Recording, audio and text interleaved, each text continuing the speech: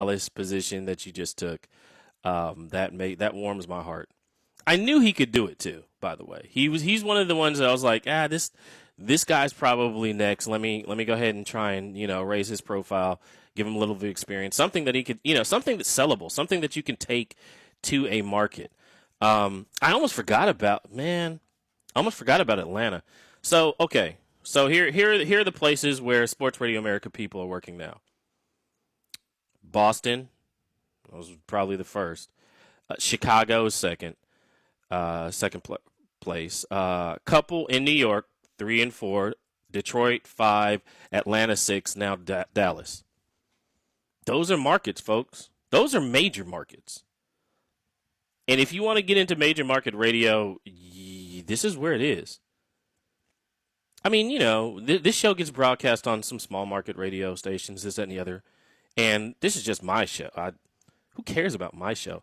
I'm trying to make sure that the people that you're listening to for the next 20 years and the people that are going to keep the industry afloat, because as long as the radio industry is afloat, I'm good. As long as radio and streaming, if radio's transferring to streaming, regardless of what happens, we're good. TV streaming is harder to predict, but as some of you already know, I got Netflix, right? I got I should say we should just not I. We got Netflix. The investor group got Netflix, right? So we're good. I don't know if you've seen what Netflix is trading for now, but it was a really good deal at $10 a share. I assure you. When it all comes down to it, though, I really think everybody that we've worked with, I get sentimental around this time of year.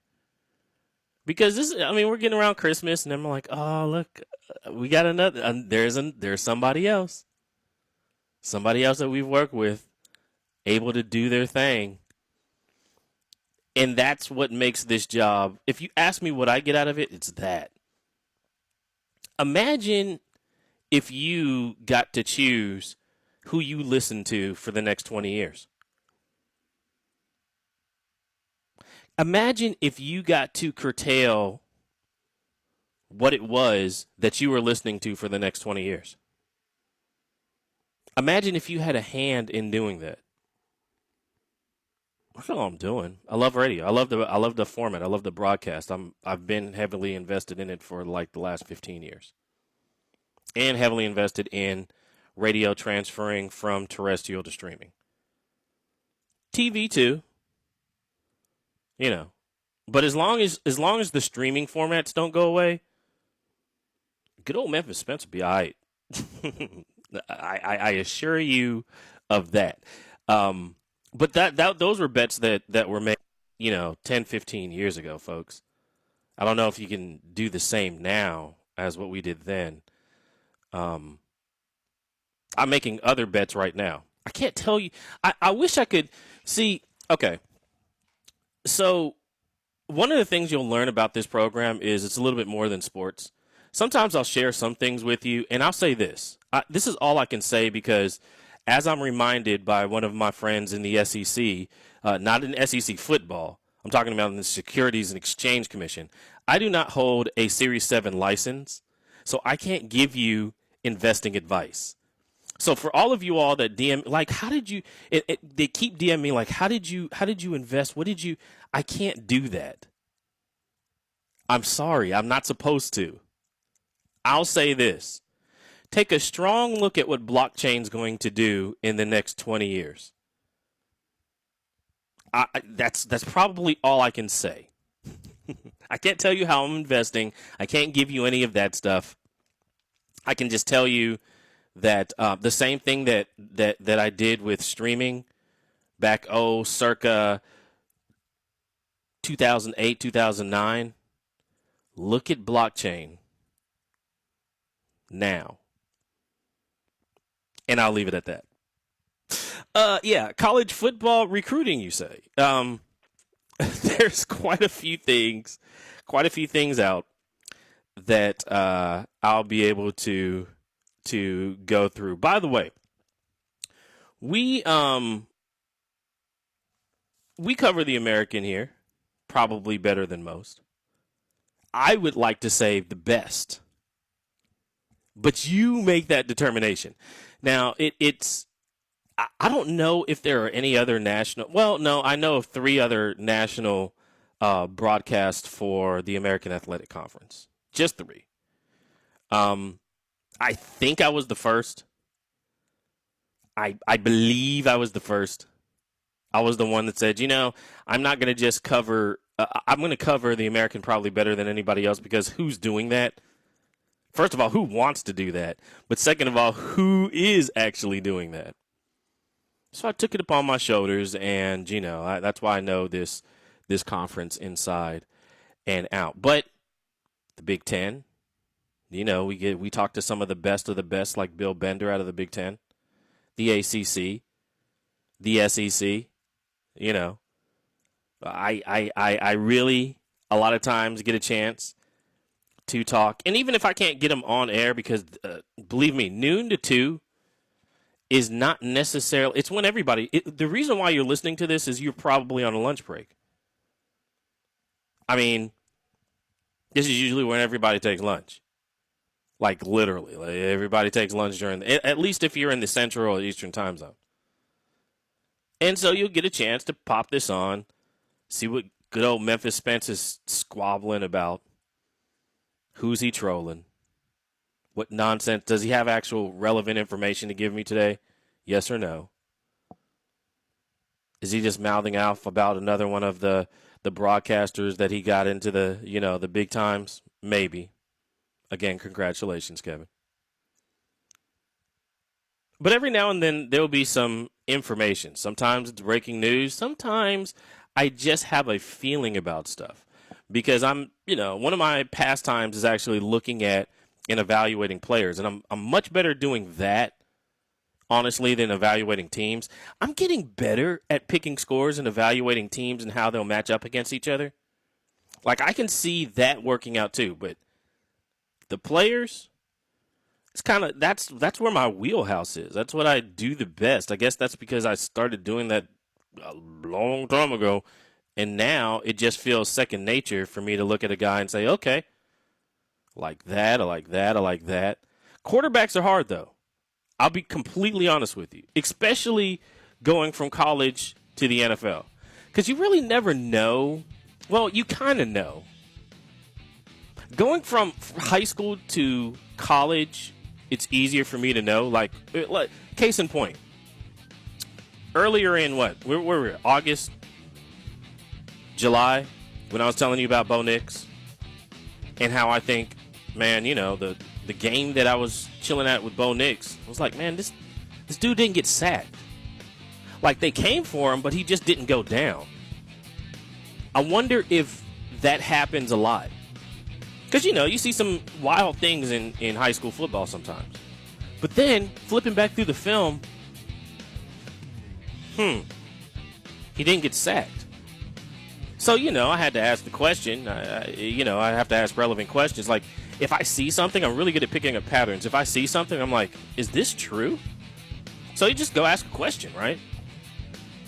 I had to figure out, ask his assistant coach there, has this man, how many sacks has Bo Nix taken?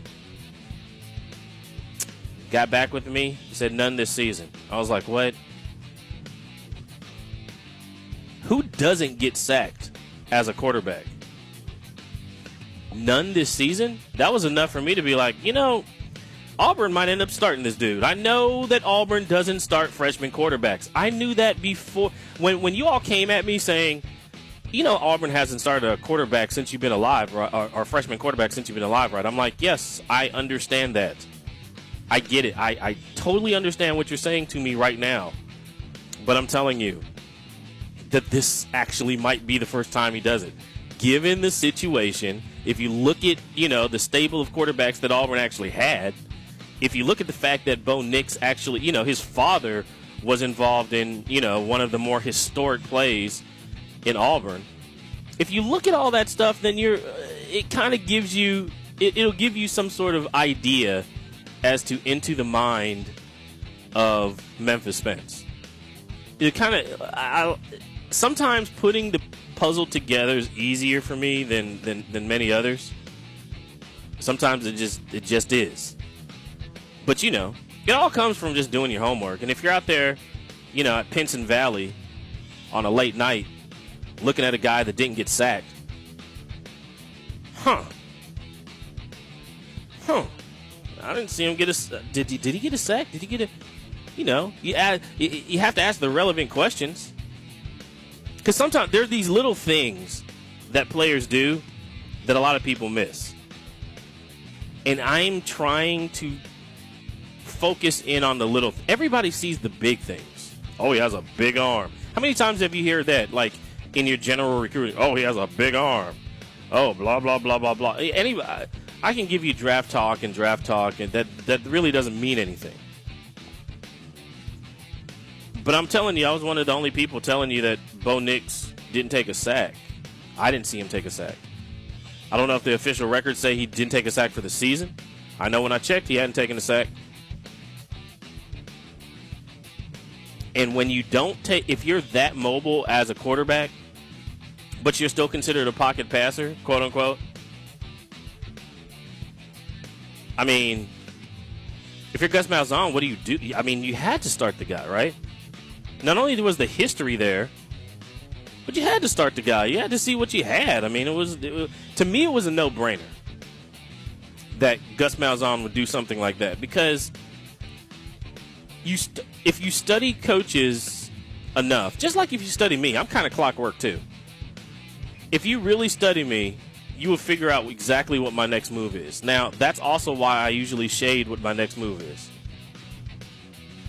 I think I was talking to you, LSU Dan, yesterday.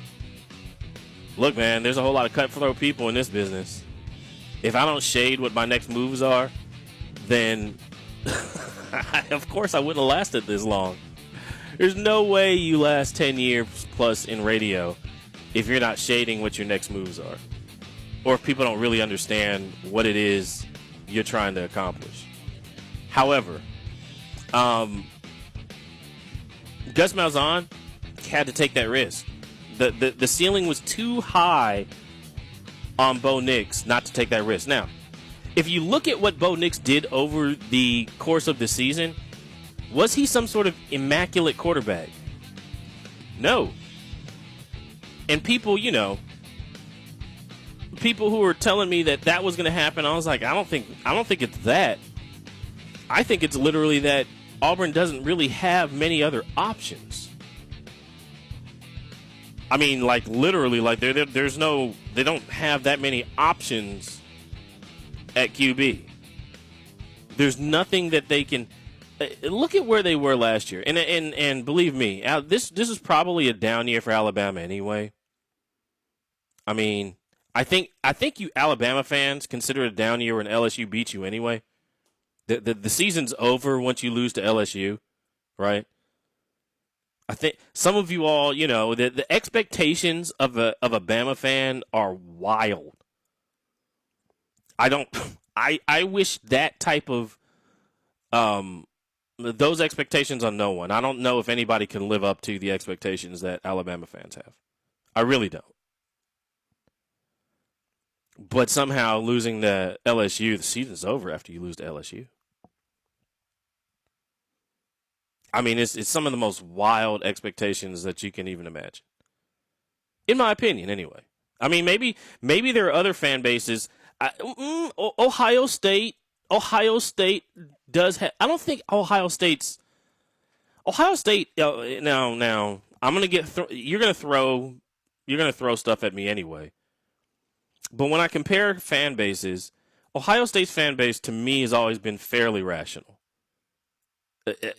I mean, I know the whole, hey, the SEC, it just means more, and there's a lot of passion behind.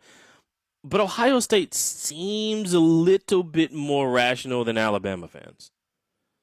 I'll be honest. Now, Alabama fans are one of the more rational fan bases in the SEC. I'll say that.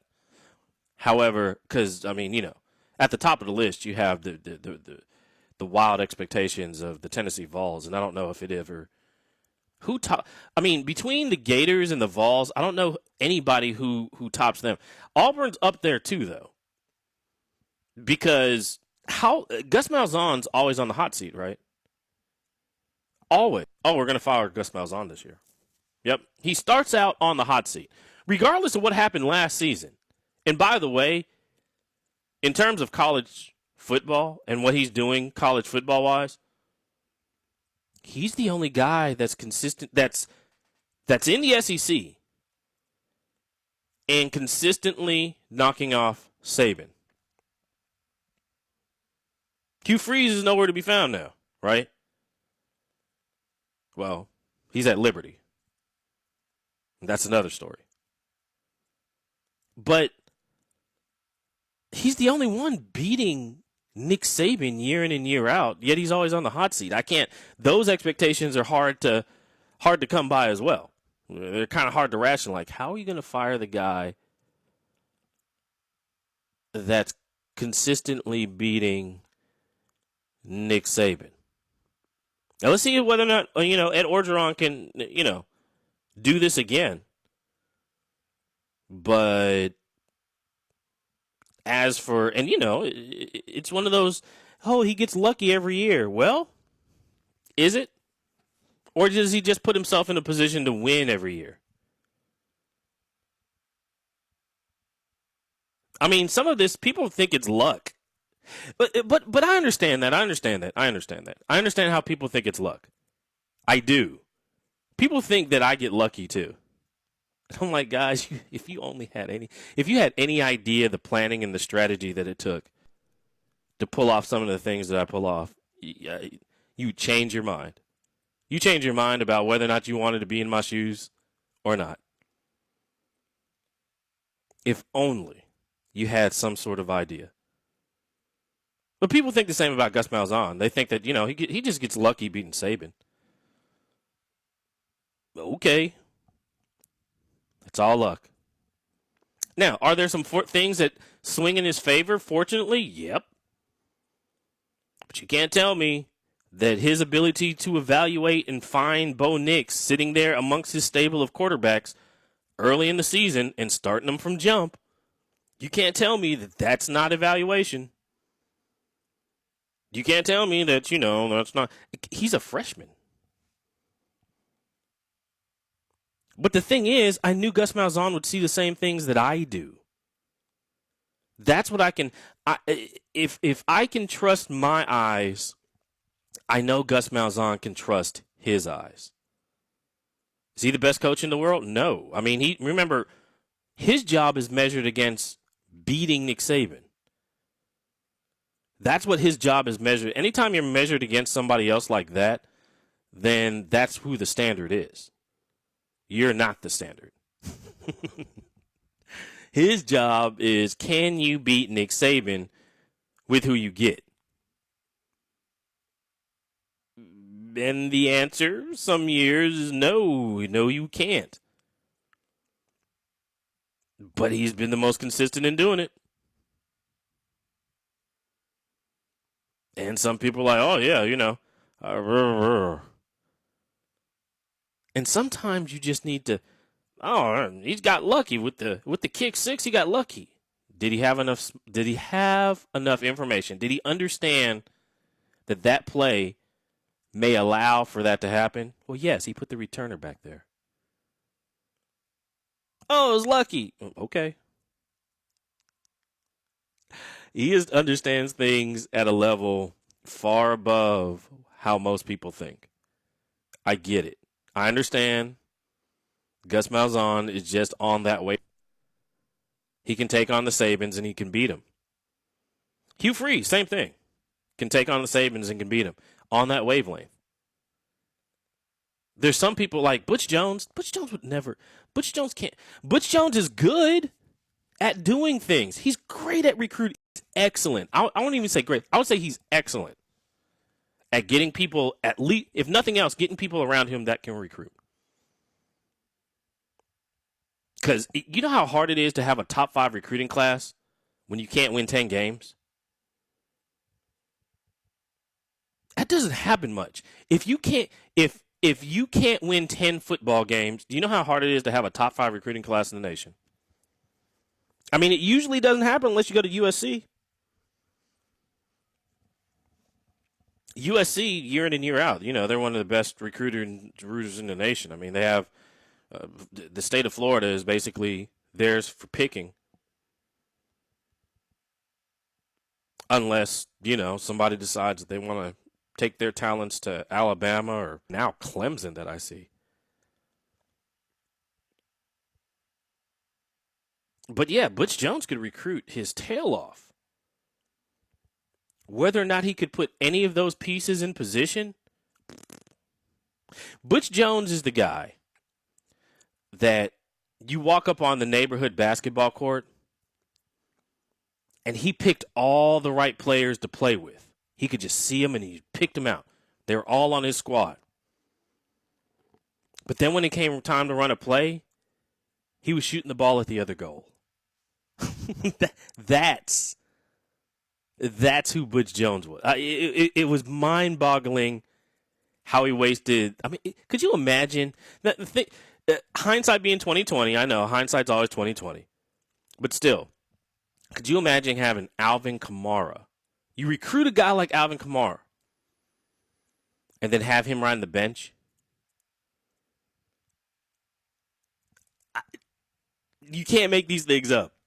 It's the Tennessee way. You're listening to the College Credit Hour with Memphis Spence. When we get back, a lot more in the recruiting area. I have a feeling Georgia's trying to do something that I think will be good for football. It'll be good for football if Jordan Burch actually goes to Georgia. He has to go somewhere other than Clemson and Alabama. Let's put it like that. And good old Kirby Smart's trying to do something. Let's see. We'll talk about that, though, right after these messages. Listen to the College Credit Hour with Memphis Spence. Stick around.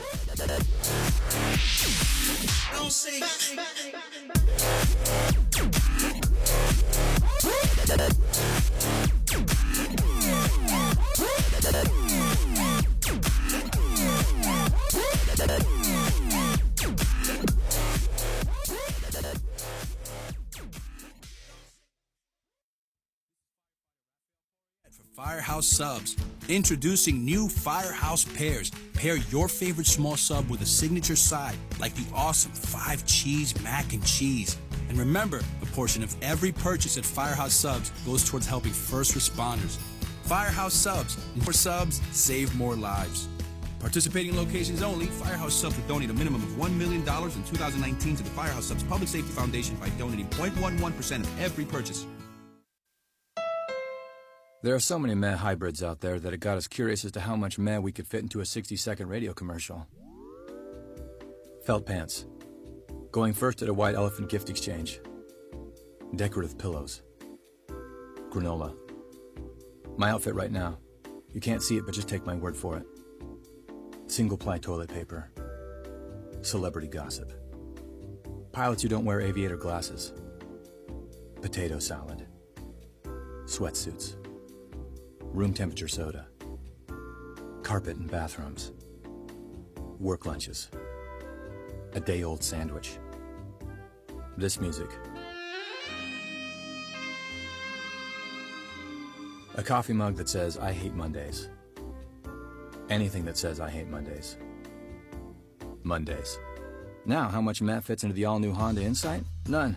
With sleek styling and room for 5, it's anything but meh.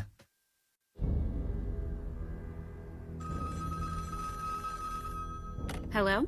They're lying to you. Lying? Who is this? You think you two are happy. I'm sorry, You think you're in a good relationship. You're living a lie. You're being deceived. They're fried. What? In oil. What exactly are we talking about here? Your nuts. My nuts? Your nuts. Your precious snack nuts are fried in oil. Ugh. No one ever told me they were fried. I thought they were a good choice. You didn't hear it from me, But Fisher oven-roasted nuts are never fried. They're just nuts, oven-roasted with sea salt. That's it. What a nice man. Fisher oven roasted nuts. Never fried, nothing to hide.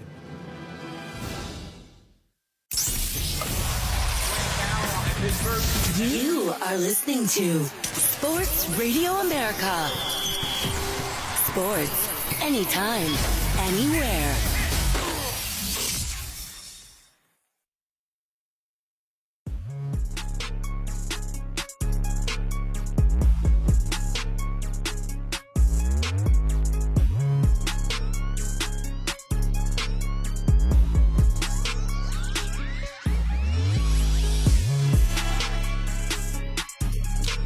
And we're back. You listen to the College Credit House Memphis Spence. We are presented by the Credit Pros. The Credit Pros offers legal, effective, and affordable credit repair and education to smart clients in the U.S. like yourself. If you've recently had life happen, what's life? Well, you had a recent divorce, a business flopped on you, or if you've been a victim of identity theft, make sure you give Jason Kaplan and his squad a call, 833-510-6780. Again, that phone number is 833-510-6780. Get back in the game with the Credit Pros. There's only a certain amount of love that I can give to coaches. Look, I try to do my best.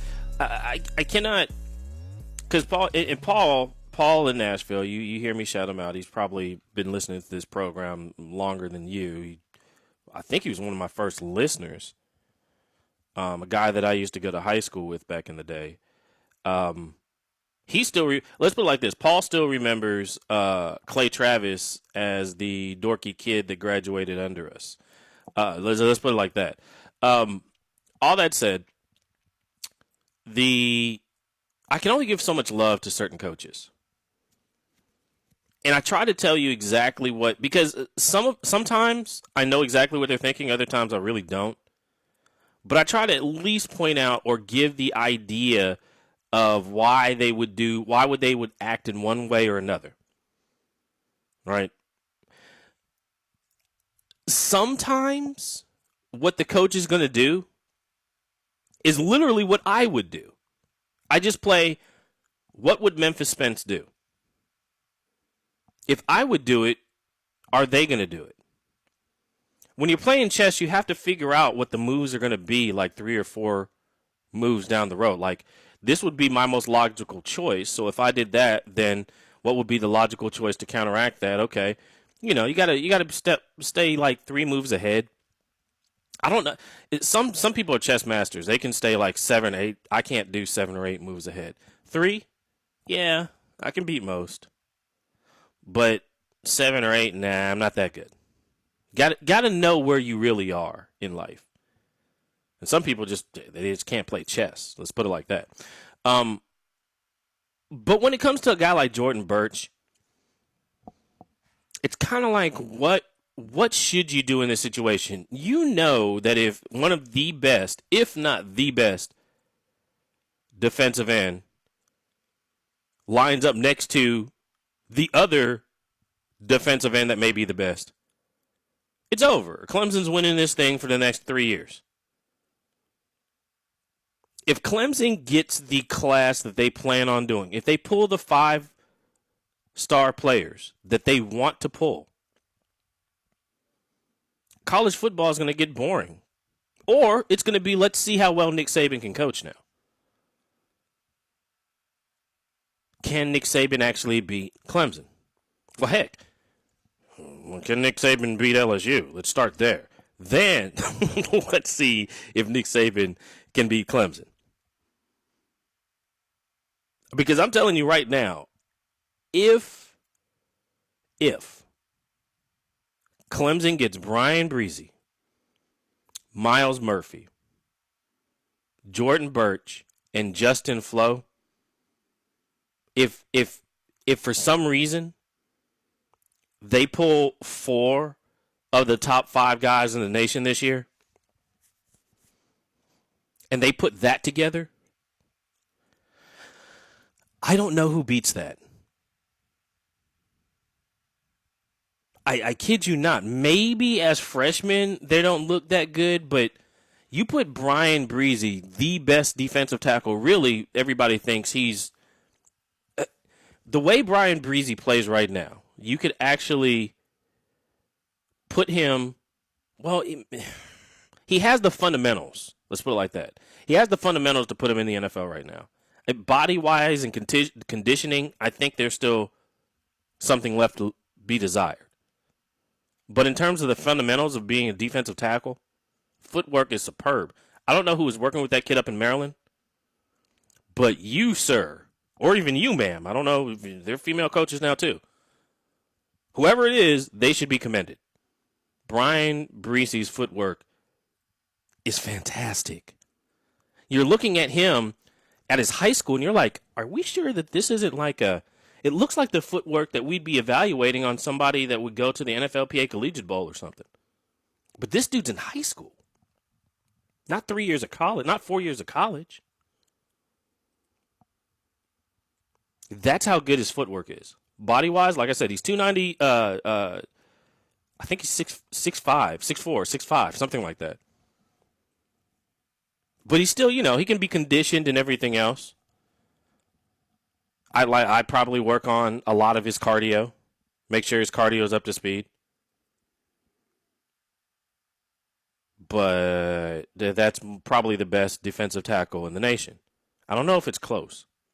And then you have, well, who's better, Miles Murphy or Jordan Birch at defensive end?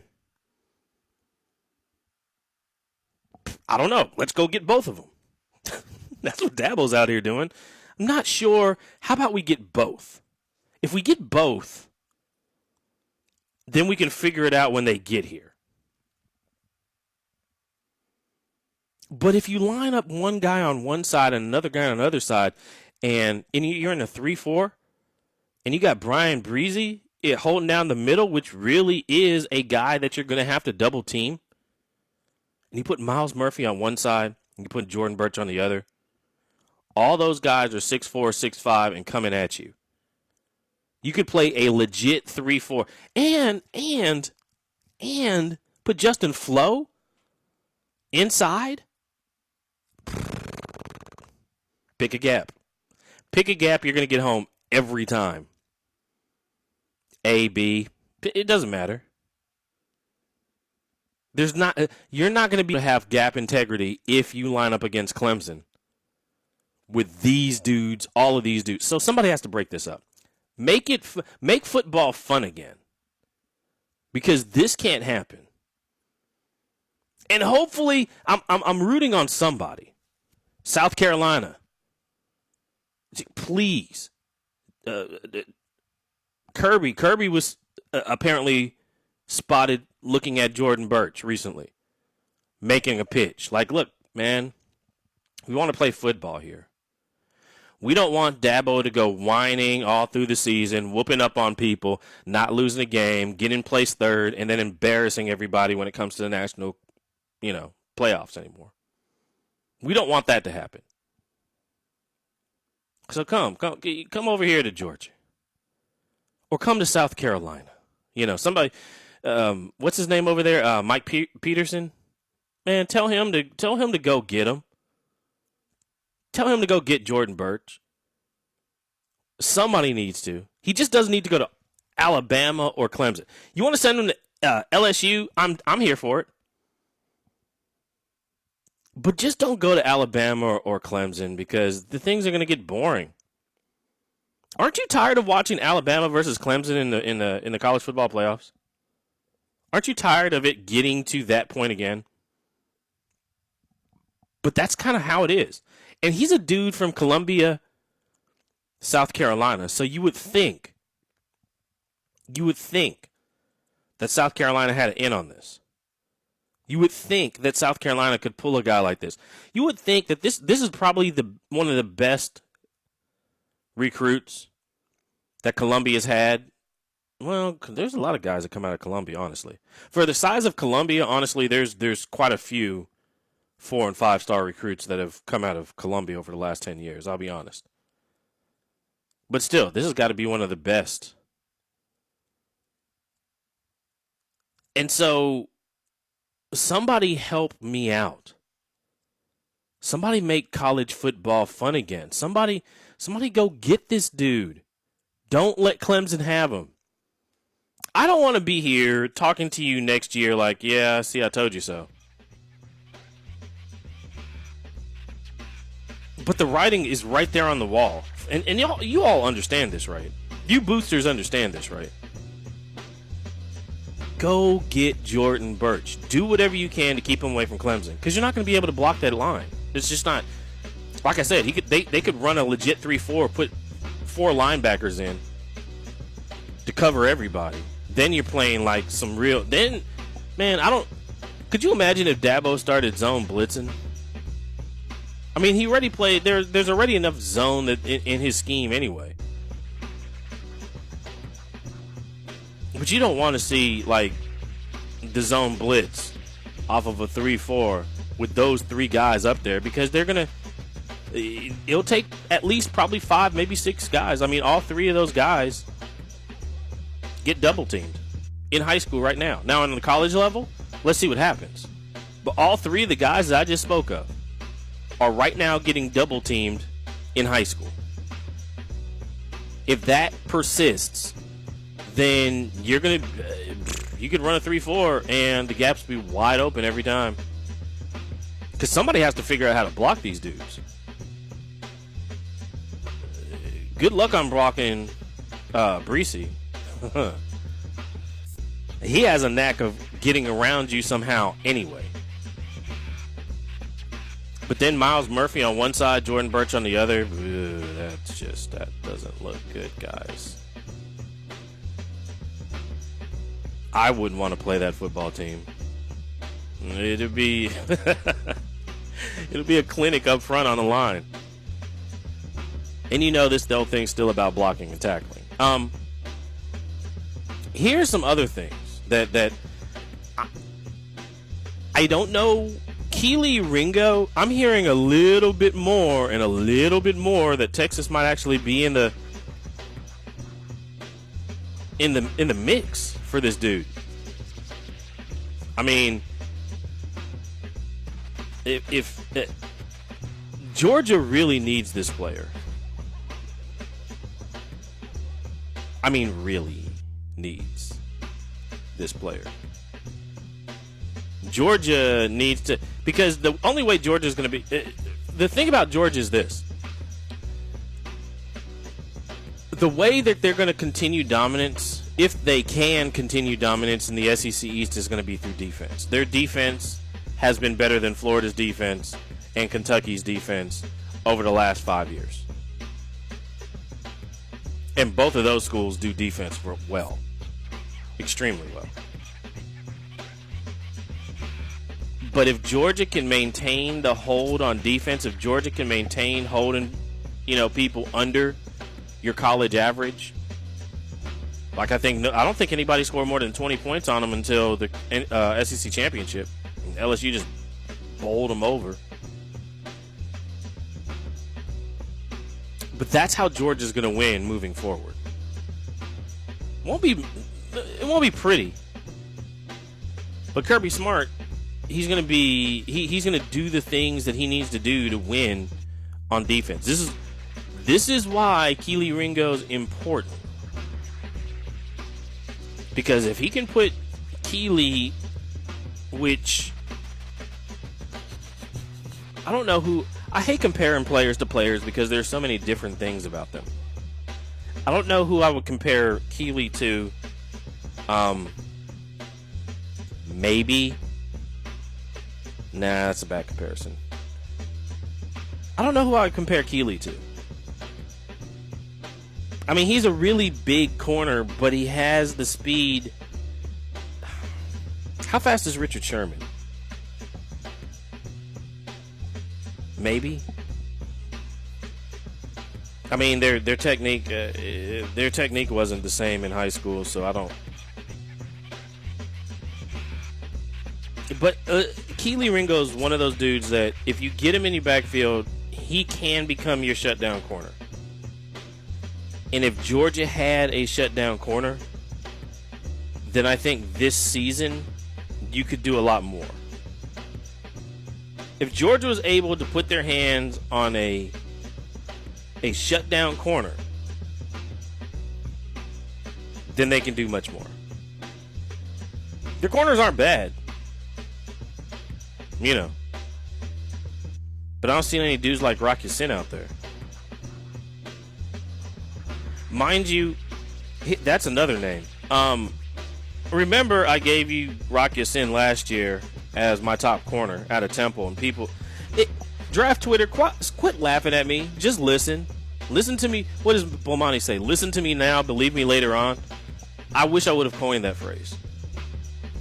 Because that's how I feel sometimes. Just listen to what I'm telling you. just listen to what I'm telling you. Rocky Sin was going to be that guy. And what did he do? Get in, win the starting quarter position for the Colts, and all of a sudden. But that one was easy to see because I cover the American. You don't. But yeah, this dude. If for some reason Keeley gets to Georgia, which they want him, if he gets there, it will be. If they get him and Jordan Birch, I think job well done. Because those are two guys that aren't supposed to come to Georgia. Keeley's not supposed to pass up Texas to get to Georgia. Which, that should tell you where Tom Herman is, like I said, in terms of his recruiting. Keeley can't leave Arizona, hop straight over the state of Texas, and go to Georgia. Keeley's somebody that USC gets or Texas gets in that area of the country. Or traditionally, that's who used to pick up a Keeley Ringo. Big, powerful, fast corners. I wouldn't necessarily call him, I don't know if you would call him athletic, because he's built more for power. He's one of the corners that you would actually love to have over a tight end. Because I don't care if the tight end's like 6'6". This dude could hand check a tight end at the line of scrimmage. So that's a battle. Watch that. Texas is really going after Keeley Ringo right now. And which they should have. I don't know what it is about this program sometimes. Sometimes I'm the one speaking things into existence. And it's kind of funny because I'll say something and then all of a sudden you'll see it happening. You're like, well, what? Was it always the plan for it to happen? Or was it when I said something, well, now everybody knows? We don't know. I don't know how that happens. Could Zachary Edwards go anywhere else other than LSU? Yes. Yes, he could. Will Zachary Evans go anywhere other than LSU? Herein lies the question.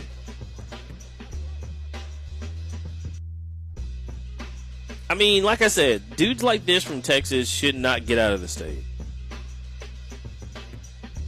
It shouldn't happen. I mean, I get it. Well, Longhorns aren't really doing anything. I might need to take my to LSU.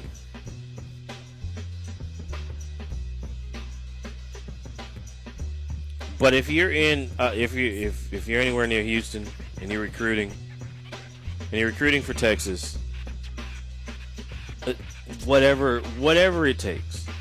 I mean, I think a Texas football team that's actually out here winning 10 games, 11 games, but still not making the college football playoff, I think is good for football.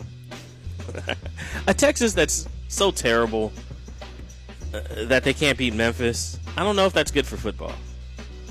And that's where they are right now. But then again, you did hire Tom Herman. So I don't really feel bad because Tom Herman wasn't able to beat Memphis with Houston, so why would you think Tom Herman would beat Memphis with Texas? Why didn't you think you're going to get the same product? And that's if your college coach is not winning at the level that he's on, why bump him up? I mean, he had that one great recruiting class, recruited the first 5-star athlete in football anyway, to the American Athletic Conference. And everybody's like, well, then we've got to get him to Texas. Off of recruiting alone? Not going to wait till he beats Memphis? Look, he beat Oklahoma. I get it. He beat Baker Mayfield's Oklahoma. He beat Lamar Jackson in Louisville. I get it. But those are teams that were coming in there, or you were going up there, and they didn't really know. Memphis is. And if you can't beat, like, Mike Norvell inside your conference, I don't know what you're doing.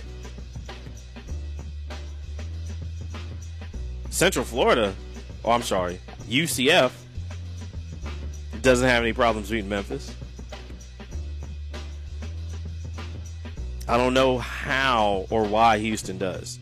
With the talent that was amassed there, I have no idea why that happens. But Zach Evans, hey man, from me to you, the program you really want to be at is LSU. However, if Texas gives you one of those deals that you can't refuse, take it. I don't know what it would entail,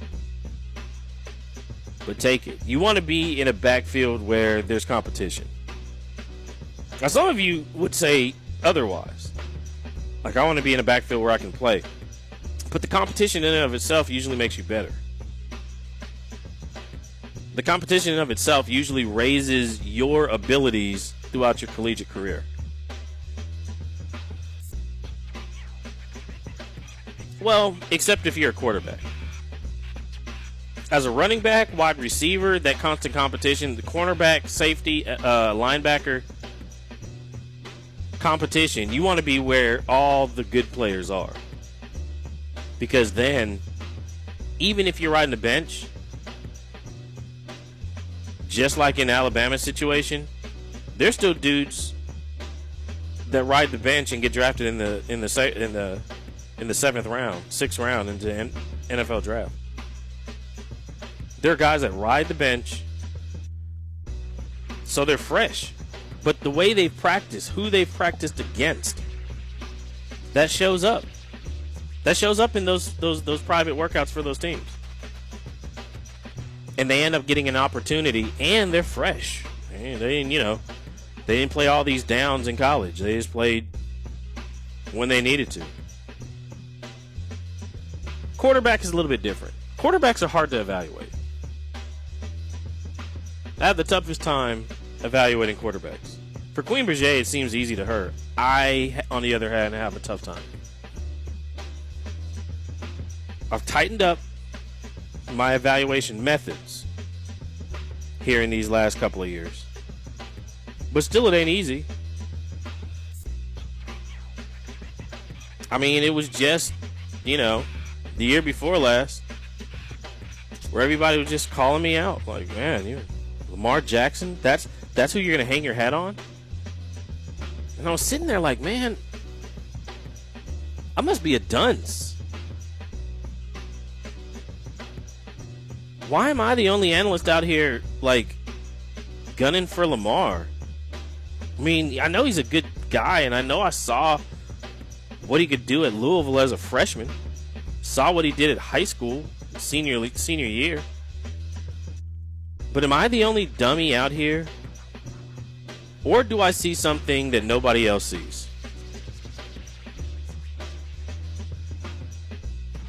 Over my career, it's kind of been that. To trust my gut, trust my instinct. Trust the talent that you see, Spence. Trust the talent that you see. It really doesn't matter what it is. If it's a stock, if it's a broadcaster, if it's a player, trust what you see. Because people always talk me out of... somebody taught me the worst financial decision I ever made with somebody talking me out of buying Google on his IPO. I kid you not. And I mean, it made sense what he said, man. It's just a search engine. Why would you buy stock in a search engine? Yeah, man, why would I buy stock in a search engine? I mean, Ask Jeeves wasn't going anywhere. Yeah, I shouldn't do that. But these guys look like look at the plan, though. They want to do this. They're never going to get enough money, enough capital raised to do any of the stuff that they have planned out. Yeah, let me keep my money in my pocket. Years later, I still regret not investing into Google. I still do. I should have got 1,000 shares of Google when I. Anyway, Zach Evans, I say you should be. If you're going to LSU, I understand. A fantastic running back coach there. I know you'll be developed. I could see that working for Ed Orgeron. But if you show up in Texas with Robinson there, I think the two of you could play off of each other. You have different running styles, first of all. But I think it will be one of those backfields that brings Texas, I think, would actually be back in the next 3 years if you Longhorn fans want to wait around for that to happen. If you Longhorn fans, boosters, want to really wait until you see something happen in this program. That would be a backfield that I would say, hey, by the way, Texas will be back in T-minus. I still am not ready to give Texas the we're back thing. Everybody keeps asking me, nah, not yet. I got to see something else. You listen to the College Card out of Memphis Spence. Recruiting Central right here. Other recruiting battles. There are two more I want to tell you about. And then I got to look at these awards. I think I'm going to make an argument for a guy that I think did a better job than most people are giving him credit for. We'll do all that right after these messages. You'll listen to the College Card out of Memphis Spence. Stick around.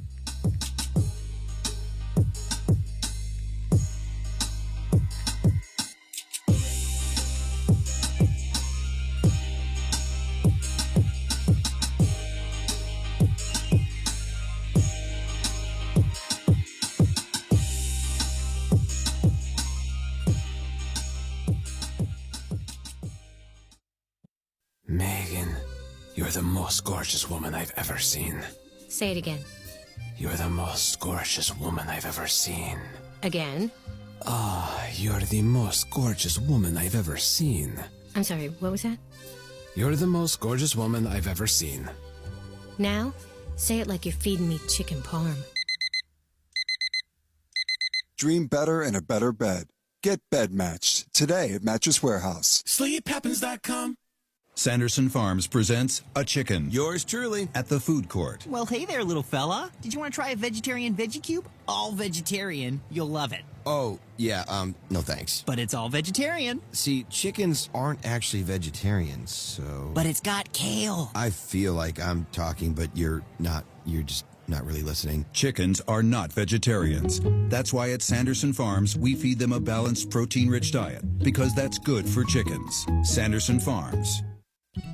Your cell phone's connected to your tablet's connected to your laptop's connected to your Wi-Fi. 1 weak link and thieves are in. The digital world is so connected these days, it just takes 1 weak link for criminals to get in. New LifeLock identity theft protection now adds the power of Norton Security to help protect against the threats of today's connected world. Your desktop's connected to your smart TV. Your smart TV's connected to your smartwatch. Threats to your identity, like your info for sale on the dark web. And online threats to your devices, like ransomware.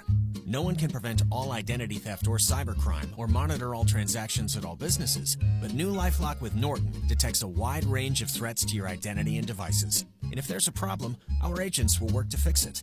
Your smartwatch is connected to your video doorbell. Your video doorbell's connected to your smart lock.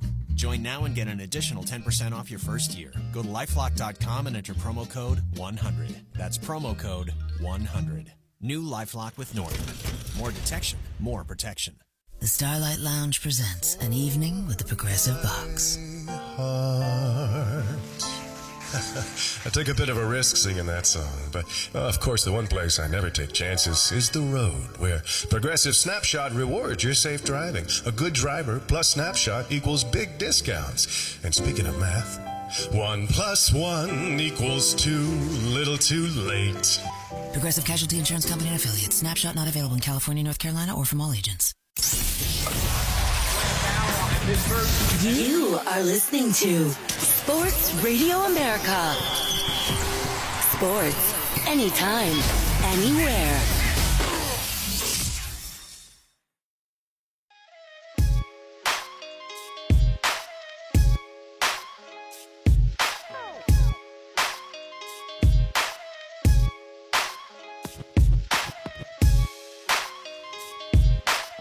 And we're back. You're listening to the College Credit with Memphis Spence. We are presented by the Credit Pros. Credit Pros offers legal, effective, and affordable credit repair and education to smart clients in the U.S. like yourself. If you've been recently divorced, had a business flop on you, or if you've been a victim of identity theft, call this number immediately. Keep working. You keep going to work. Don't get into a little shell or a ball. Go to work. Make your cash. Get Jason Kaplan and his firm to help you. 833-510-6780 is that phone number. Again, it's 833-510-6780. Get back in the game with the Credit Pros. Xander giving me a little bit of update from Jonah Jordan. Ryan Silverfield will be named the Memphis head coach later today, according to a source. Yeah, that's what I thought was going to happen. I had hopes that Chip Long was going to come back and be the head coach of Memphis. I'll be quite honest. See, here's the thing. As you get to know me, you'll know that I know a lot of boosters, because you boosters are the reason why this show exists. I've been hanging around you guys. I've been tailgating with you guys. This show is literally set up for two reasons. A, everybody wanted to know what my thoughts were on the D Rose thing. When the allegations came out the season afterwards, everybody wanted to know my take, my opinion, the legal kind of forethought of what was going on. And because people get jealous, I couldn't go to somebody's house. I went to one person's house, and all of a sudden, I thought it was just going to be me and my girl over there, along with maybe 8 or 9 people. And there were like 50 people over there. I was like, what's everybody here for? They're not here to listen to me.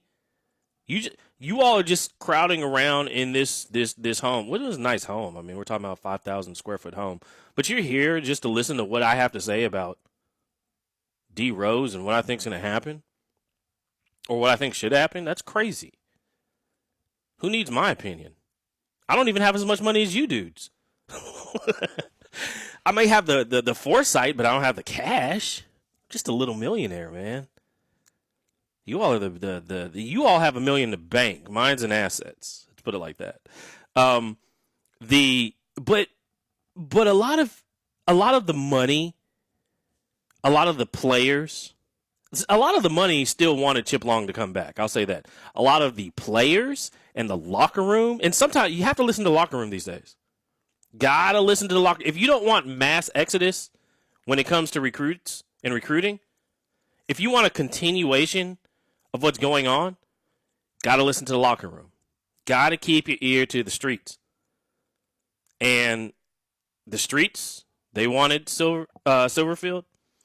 The locker room wanted Silverfield. And I was like, well, I'm outvoted on this. I really wanted Chip Long. Because Chip Long did a great job as offensive coordinator while he was at Memphis before he went on to Notre Dame. And I think his deal is he just bumped heads with Brian Kelly up there, because they're kind of similar. Little similar. Chip Long needs his space to actually do his thing. And I don't know if Chip Kelly was ever going to give him that. So the offense at Notre Dame kind of looked like a hybrid of what Chip Kelly would like to do, but Brian Kelly, you could tell what he took out of Chip Long's offense. And it didn't. I mean, it worked, but it didn't at the same time. So Chip Long, there may still be an opportunity for you, my friend. Let's put it like this. There may be an opportunity, and the experience that you have now as offensive coordinator may lead to a job possibly in the Pac-12 in the near future. Maybe. If you get an area code, a West Coast area code that calls you, I'd say pick up that phone. Unless it's a creditor or a bill collector. Then don't pick it up. Chris in Orlando is out here trolling, and I like it. I like it. Memphis Spence, holding Houston to UCF standard isn't fair. It's like holding Kentucky to Alabama standard. Whoa, whoa, whoa, whoa. The haymakers. Chris, love the fact. By the way, you may want to check out their show over on 12 Ounce. Scout Team Radio, 6 a.m. If you're an early riser like I am, 6 a.m. to 7-ish a.m., I should say. 6 to 7-ish a.m. over on Scout Team. They do a really entertaining show in the mornings. There's my shameless plug for your show, Chris.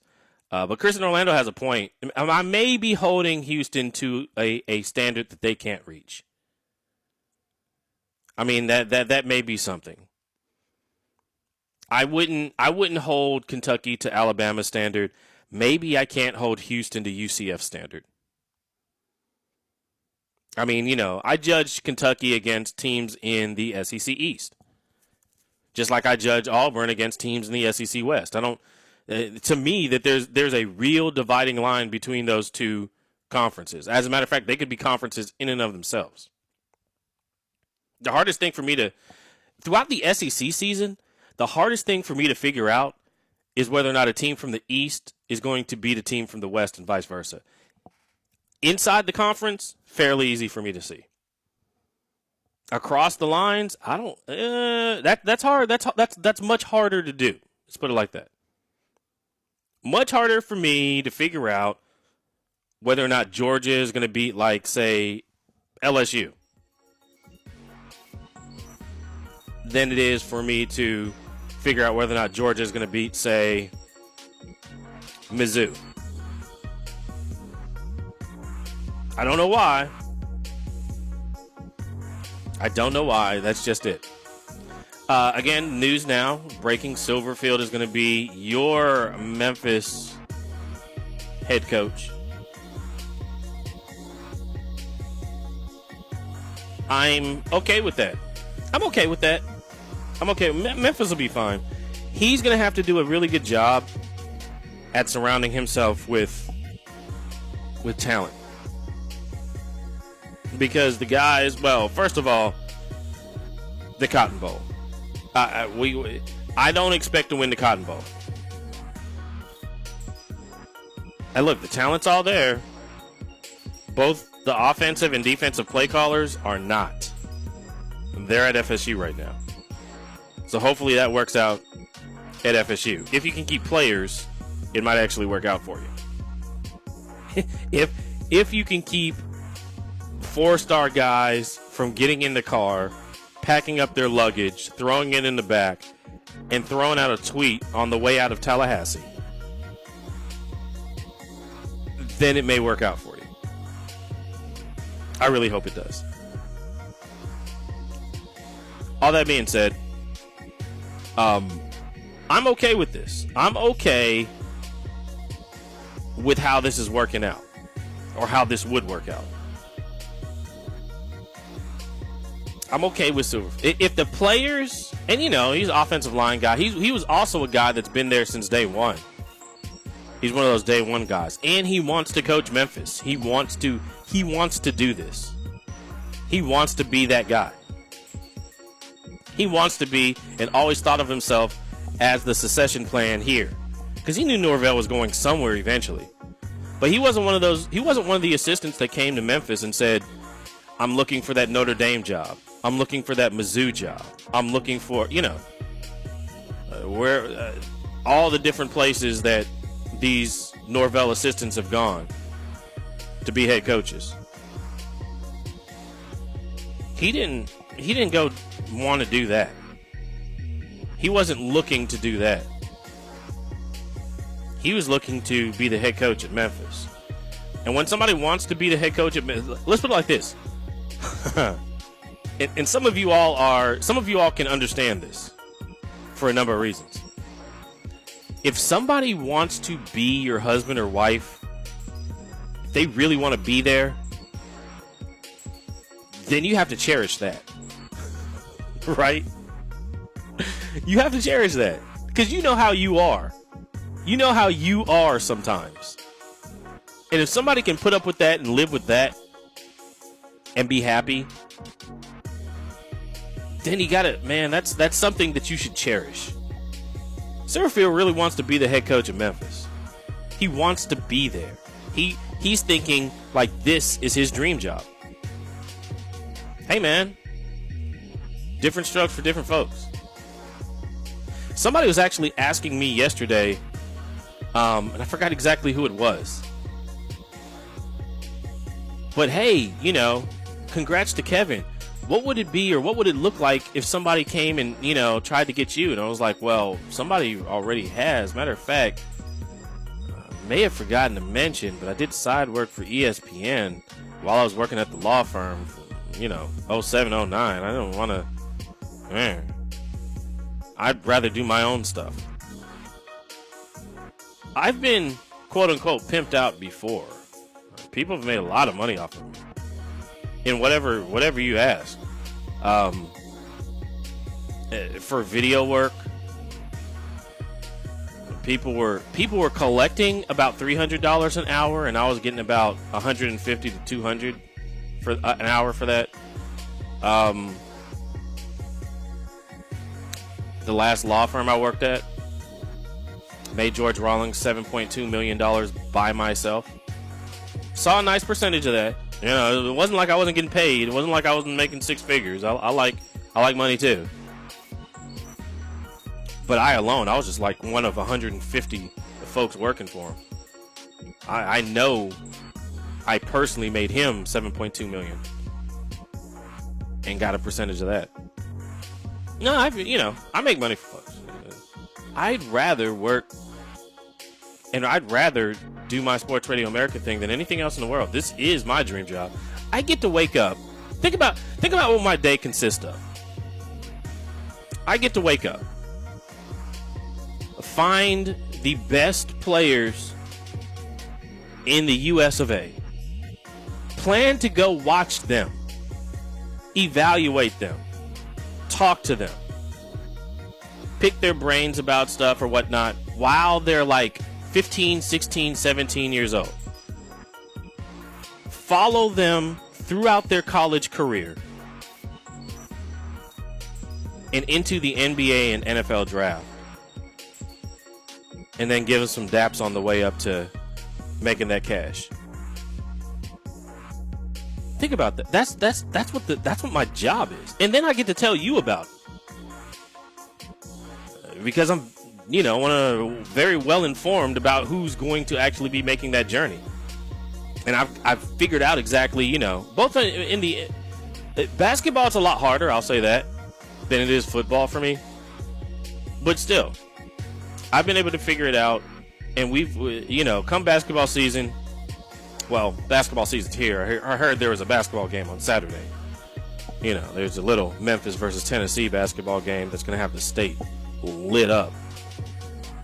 But it's a joy to help do that. And think about that. That's just one part of my job. You know what the other part of my job is? Success stories like Kevin. Finding guys that are really good at their craft and raising their profile to the point where, hey, because I could here's what you can guarantee. If you have a show on Sports Radio America, there is another executive listening to you. These are dudes I went to school with. These are dudes that are my friends. There are I'm not going to throw my LinkedIn out there because if you try and follow my LinkedIn, I'm only following a few people on LinkedIn. I think I still follow less than 500 people on LinkedIn. But who they are, you'd be surprised. As a matter of fact, don't abuse my LinkedIn, by the way, if I follow you. I don't want you. Oh, man, look. Don't abuse that. There's some high-profile folks in there. But no, I get to do that with a lot of people. That's what I did in when I was doing music, finding guys, promoting guys, finding the talent, promoting the talent. It's all the same. An analyst is an analyst is an analyst. If you're a good analyst, you can, and you have a set of rules that you don't break. You can always tweak them to get better.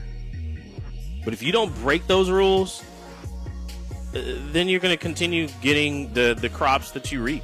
You reap what you sow. You sow good analytical perspective, like, hey, what works? What's going on? Then you'll get that. Sometimes hard to maneuver in different areas of business, but it still is the same thing. Here are two other recruiting battles that I have my eye on. So, okay. Recruiting battles that you should keep your eye on. Number one, what's going to happen with Jordan Birch? It's number one. Number two, Keely Ringo. What's going to happen with him? Number three, Zachary Evans. Because I'm fairly sure, by the way, Darnell Washington's probably showing up at Georgia. Which means if he shows up at Georgia, that changes a lot for weapons at Georgia. Because he can be anything. He can be a tight end, he can be a wide receiver, he can be anything. But I think he has actually shown up at Georgia. Zach Evans, will he show up at LSU or is he going somewhere else? Is he getting out of the state of Texas? Because I heard, there's some things I heard, like, oh, okay, well, if you're going to let your 5-star running back stroll up out the state instead of keeping him there, go for it. Apparently Jimbo wants him too, but I don't know what Jimbo's doing at Texas A&M. I really don't. I can't figure out exactly what's going on there. Recruiting battle also that I would say keep your eye on, because those are the major ones. But Avante Williams here in Deland, Florida, that's going to be, I think that's the one. Like, that's going to determine whether or not Miami actually gets better, Florida gets better, or Florida State, because I think everybody has their hands in that battle right now. One of the best safeties in the nation.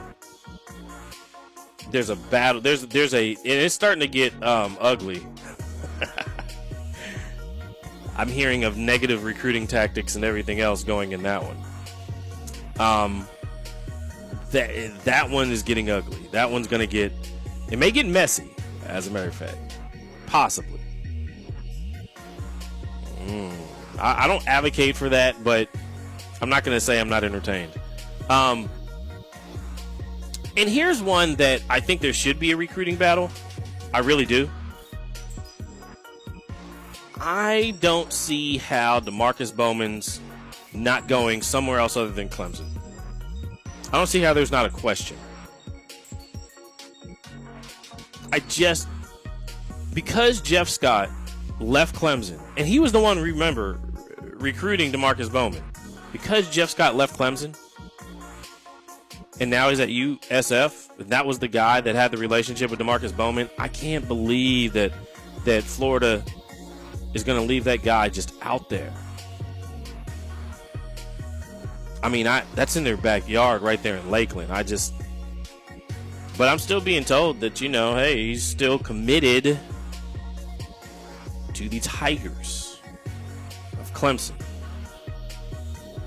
I just thought that would be obvious. Like it's almost malfeasance if the best running back in the state of Florida just strolls off to Clemson, no questions asked, even though the dude that was recruiting him took another head coaching position elsewhere. I don't know how you don't. It doesn't even make sense to me how that happens. Does it to you? I still can't wrap my head around that. Doesn't make any sense whatsoever. All right, college football awards. Man, I don't know whether or not we did a good job or not on this. The Remington Trophy. Well, let's put it like this. Let me give you because I think we got most of these right. I'd say we got most of these right. And I only, voted on a couple of them. Like Sewell for the Outland Trophy, best outstanding interior lineman. That was one of my votes too. So I could see how that became a thing. I get it. Made sense to me. I didn't vote in the Doak Walker Award. I know people. Okay, so I can make a argument that Chuba Hubbard probably should have won the Doak Walker this year. Jonathan Taylor had it wrapped up last year. I get it. But really, Doak Walker Award should have probably gone to Chuba Hubbard this year. So I understand your pain. If you're Okie, I understand your pain. I do. Delpit by far, Grant Delpit by far was the best defensive back. I mean, if you, turn on some LSU and watch his game. Other than J.R. Reed, there wasn't anybody on Georgia. There really weren't any defensive backs that were just holding it down like Grant Delpit. Coach of the Year.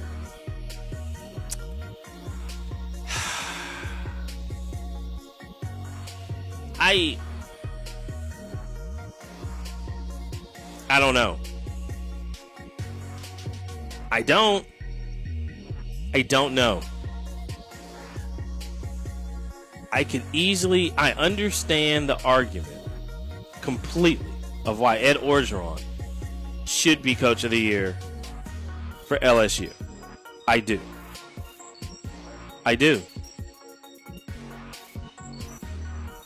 But here's the thing.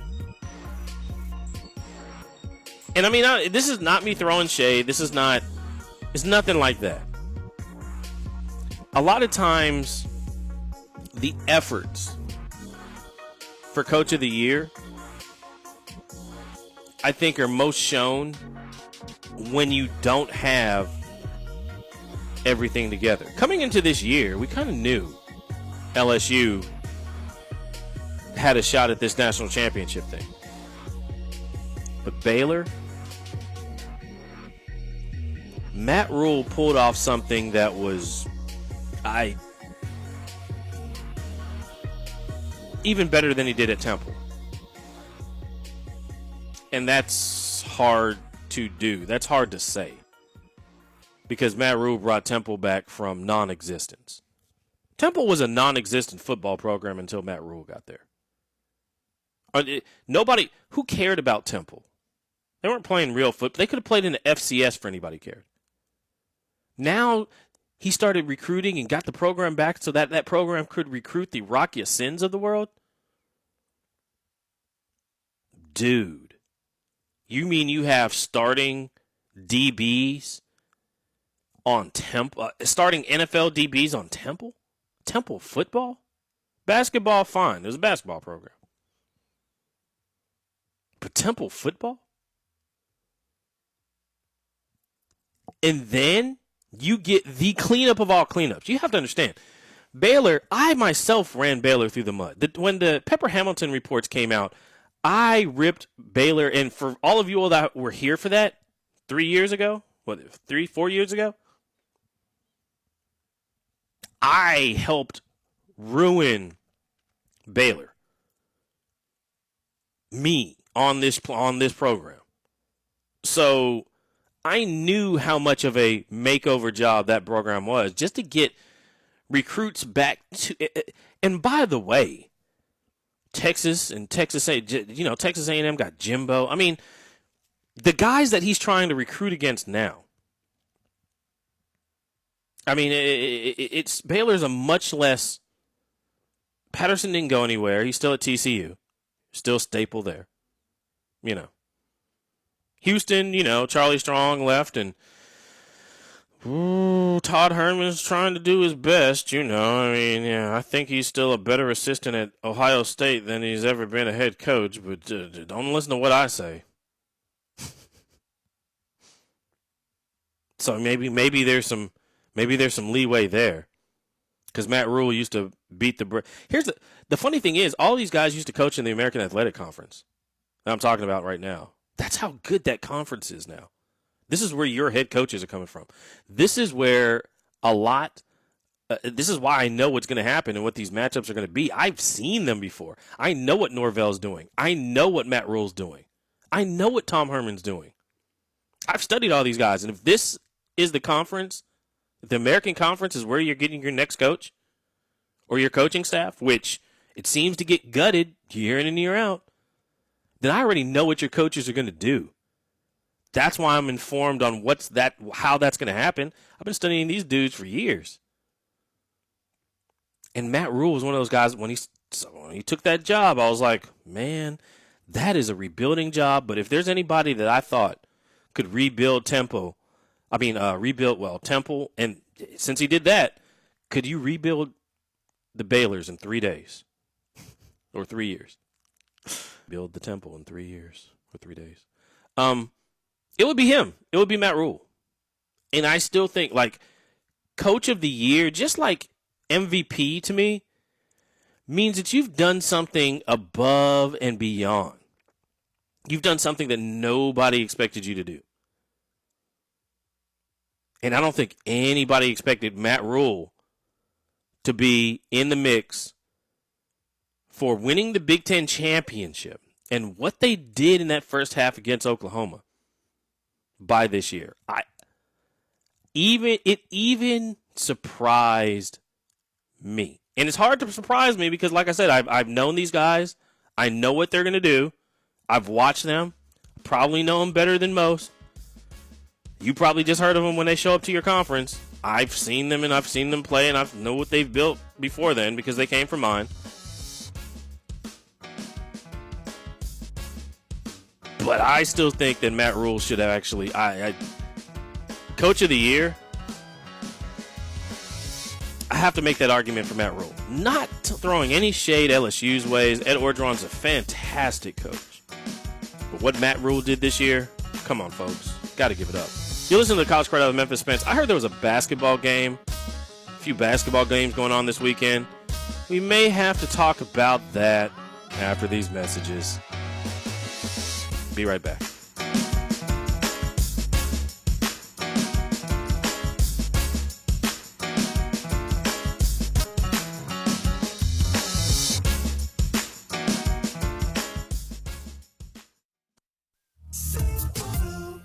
Across America, terrible quotes are happening. Parrots are not as smart as they say they are. There's dried fruit because there's no fruit lotion. Pandas seem like the cutest way to die.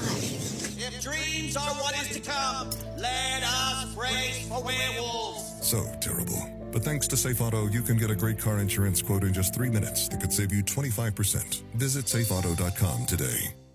How do you feel about your office? Is it just a space for your company, or is it a space to help you grow your company? When you find the right space, it can attract the right people and inspire your teams to do more. In the right space, you can focus on growing your business. Whether it's a new HQ or a satellite office, with WeWork, you can find a space that works for you. Visit we.co/Space Matters to learn more.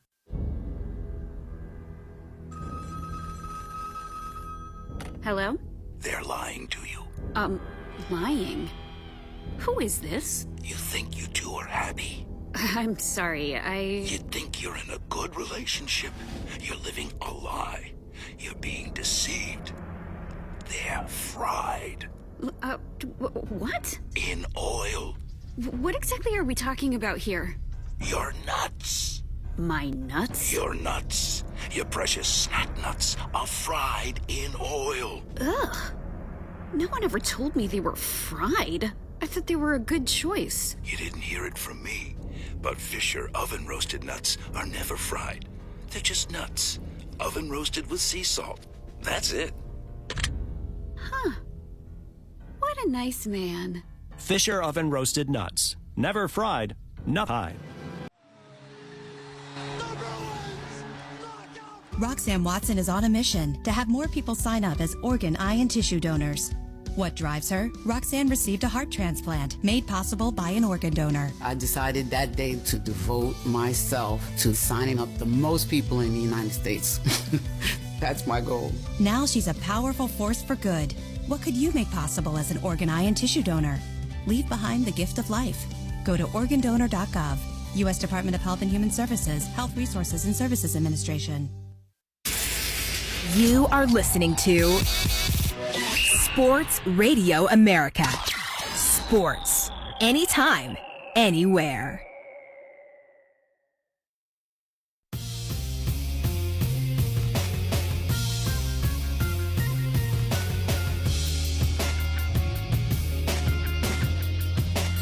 And we're back. You're listening to the College Credit Out Memphis Spence. We are presented by the Credit Pros. If you've been recently divorced, had a business flop on you, or you've been a victim of identity theft, give them a call. 833-510-6780 is that number. 833-510-6780. Get back in the game with the Credit Pros.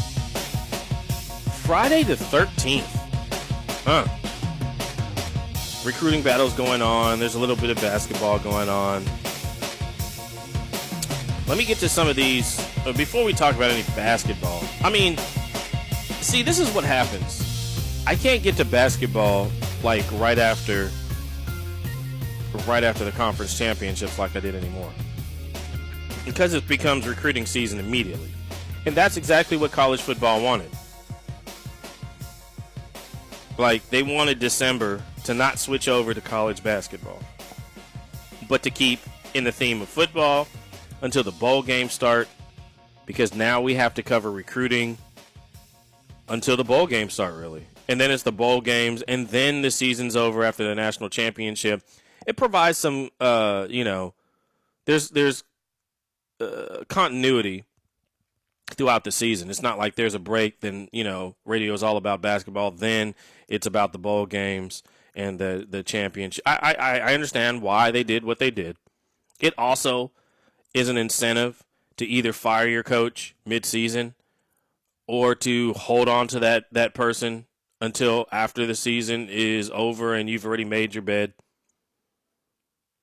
The reason why certain people are still hot is because you have to. Week 6 is when you really have to fire your football coach. Seriously. Now that the early recruiting period was moved up from after the Super Bowl to before Christmas, by week 6, you got to figure out whether or not you're firing your football coach or not. Say what you will, but at least, I'm very critical sometimes. When I see somebody do something, I'm like, what did you do that for? And you know how critical I've been about Florida firing Coach Mack. You know how critical I've been about that. But they fired him at the right time. I didn't agree with him being fired, but the timing made a lot of sense. I can respect one without necessarily agreeing with the other.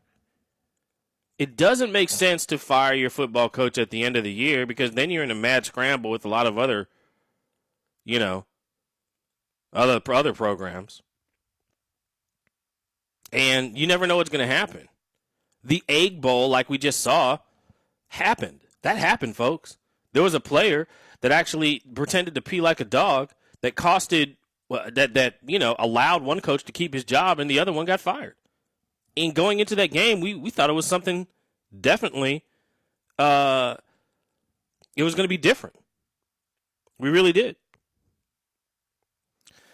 Chris chiming in from Orlando. Speaking of Jimbo, when are you going to start being hard on Texas A&M for firing Sumlin and speeding off with all this guaranteed money in a 10-year contract on Jimbo, who is giving the exact same results they were getting from Sumlin?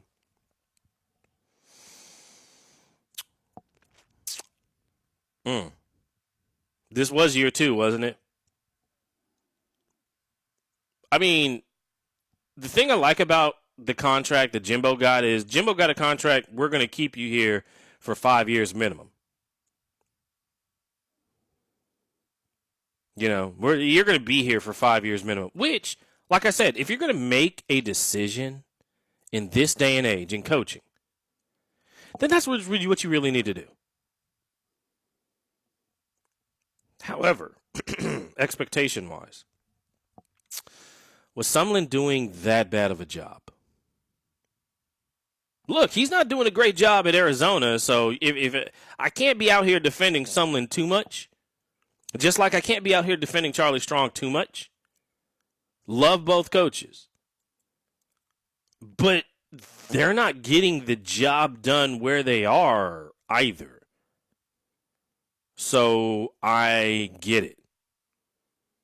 It's one thing to fire somebody when, you know, they're winning 9, 10 games a year and they're coach of the year or something like that. It's something completely different when they're not performing and you get rid of them because, hey, they're only winning 5, 6, 7 games a year. Because it seems different sometimes. And maybe it's me. Maybe I'm the one that's bold enough or at least has the most leeway, since I am one of the investors in the investor group that owns Sports Radio America. Maybe I have the most. I have a voice that somebody can't really take off air.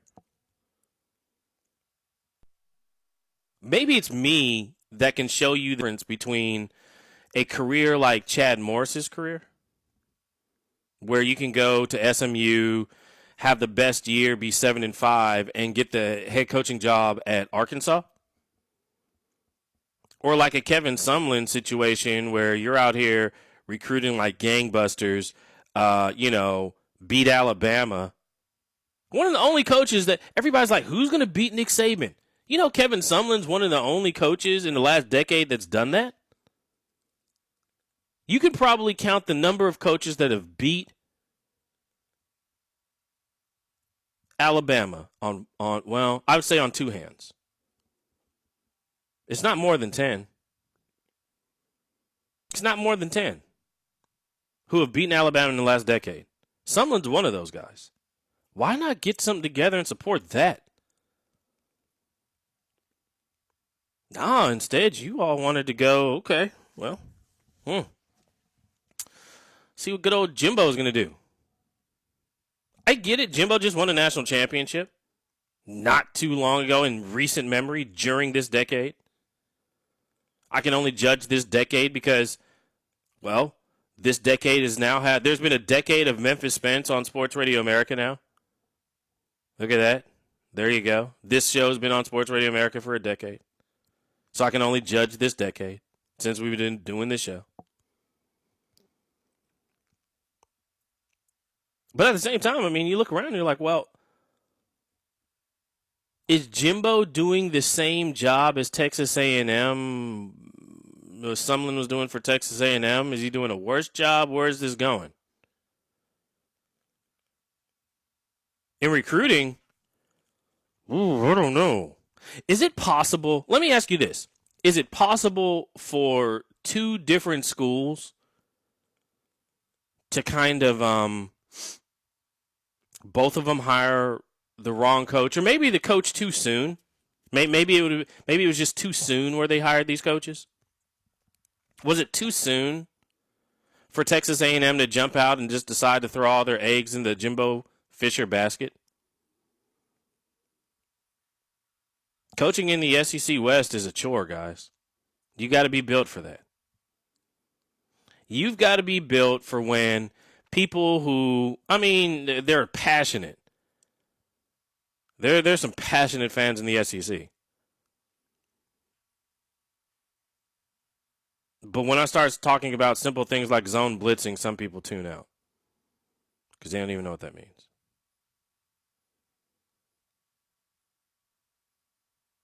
But they're passionate. The wins and losses. Wins and losses. What have you done for me lately? Oh, we got to fire Gus Malzahn. Oh, okay. Why? Why? You're not entertained? It's the most entertaining thing that the Iron Bowl, I'll tell you what, with Gus Malzahn in the Iron Bowl, it's the most entertaining thing I've watched. Maybe this year. I liked the LSU versus Alabama game, but I kind of already knew what was going to happen in that game, even though there was a big anticipation for that game. What I didn't know was going to happen was whether or not Auburn was going to get and beat Alabama this year. Everything looked ripe. And there were some shenanigans going on with the officiating. Oh, it was great. But Kevin Sumlin, yeah, man. It's not as if Kevin's doing that great of a job at Arizona right now. So let's not let's. Sometimes when somebody gets into a certain position, that's the position for them. When Kevin Sumlin was at Houston, Kevin Sumlin looked great at Houston. When Kevin Sumlin was at Texas A&M. Now, it was dangerous for Kevin Sumlin to be at Texas A&M because some of you fools were sending him death threats. And I'm sure that happens for a lot of coaches. But there were some particular death threats sent his way that had a lot to do with the fact that Kevin Sumlin favors me in the melanin of his skin. And that can get dangerous. That can get a bit dangerous. So, you never want to play around with stuff like that because, especially if you're in College Station. Kevin Sumlin at least got 5 years, though. It's not as if there wasn't enough time for him to do stuff. He got his time there. He just, and like I said, he came in the door, kicked in the 4-4. He's one of those coaches that beat Alabama. It wasn't regularly, no. The game was always close. I don't remember any 40-point blowouts. I don't remember them getting, dismantled. Well, maybe except for one time. There was a 40-point blowout, I think that's when people started, I think it was 2 years after he came into the league or something like that. Maybe 3. There was one year that there was a blowout. Before I get everybody, chiming in, trying to figure out what the heck's going on. Yeah, there was a what was it, 50-0? There was a 50-0 game somewhere in there. But don't look at that. Look at all the wins that Kevin Sumlin had year after year after year. One of the things that people have to realize, though, is that these coaches, they do one thing excellent. Other things, they're not as good at. The better you are, and really this is a lesson in life, the better you are at working on your shortcomings, the better you're going to be, period. If you're coaching in the American Athletic Conference, really the ACC or the Pac-12, to be honest with you, and you do one thing well, like play calling. I mean, that's why Bobby Petrino worked at Louisville, right? He couldn't recruit. The recruiting that was going on was all because Charlie Strong set up a really good recruiting base and then left off to Texas. And that's one of the reasons why Lamar Jackson really after Teddy Bridgewater got to Louisville. You know, it wasn't your boy Petrino. I mean, he was there. What's Petrino good at doing? He's good at working with quarterbacks, so he could. He's good at X's and O's. Terrible at recruiting. But you saw that year after year of him there. He gets in there and he starts winning because he was winning with Charlie Strong's players. But as the years go by, you see where there's a lack of recruiting there. I'd say the same for Kevin Sumlin. Kevin Sumlin's not a really good recruiter. X's and O's, fantastic. Working with quarterbacks, pretty darn good, wouldn't you say? He's made some quarterbacks that I would never... He took Johnny... This is still one of the... This should be a 30 for 30. The ability to be able to take a guy like Johnny Manziel and to beat Alabama with a guy like Johnny Manziel. You're talking about a non-traditional quarterback. Not a big, sit in the pocket, 6'5", big arm. Oh, if you block for him, he can get it to anybody. No, not one of those guys. A shifty dude that's not really fast. A guy that just doesn't get sacked. He makes plays after he makes a play. Guys that you're just like, you're in peril every time they take a snap because you don't know where the launch point's going to be because you have no idea whether or not he's throwing this ball inside the pocket, outside the pocket, left, right. You have no idea. Drives coaches nuts. He took that guy and beat Alabama with him. So, I mean, when people tell me, I'm like, well, you can't tell me Kevin Sumlin can't coach up a guy that maybe wasn't that great at QB. Maybe people were making excuses for him because maybe he had skills, but his skills probably weren't NFL quality skills. It was,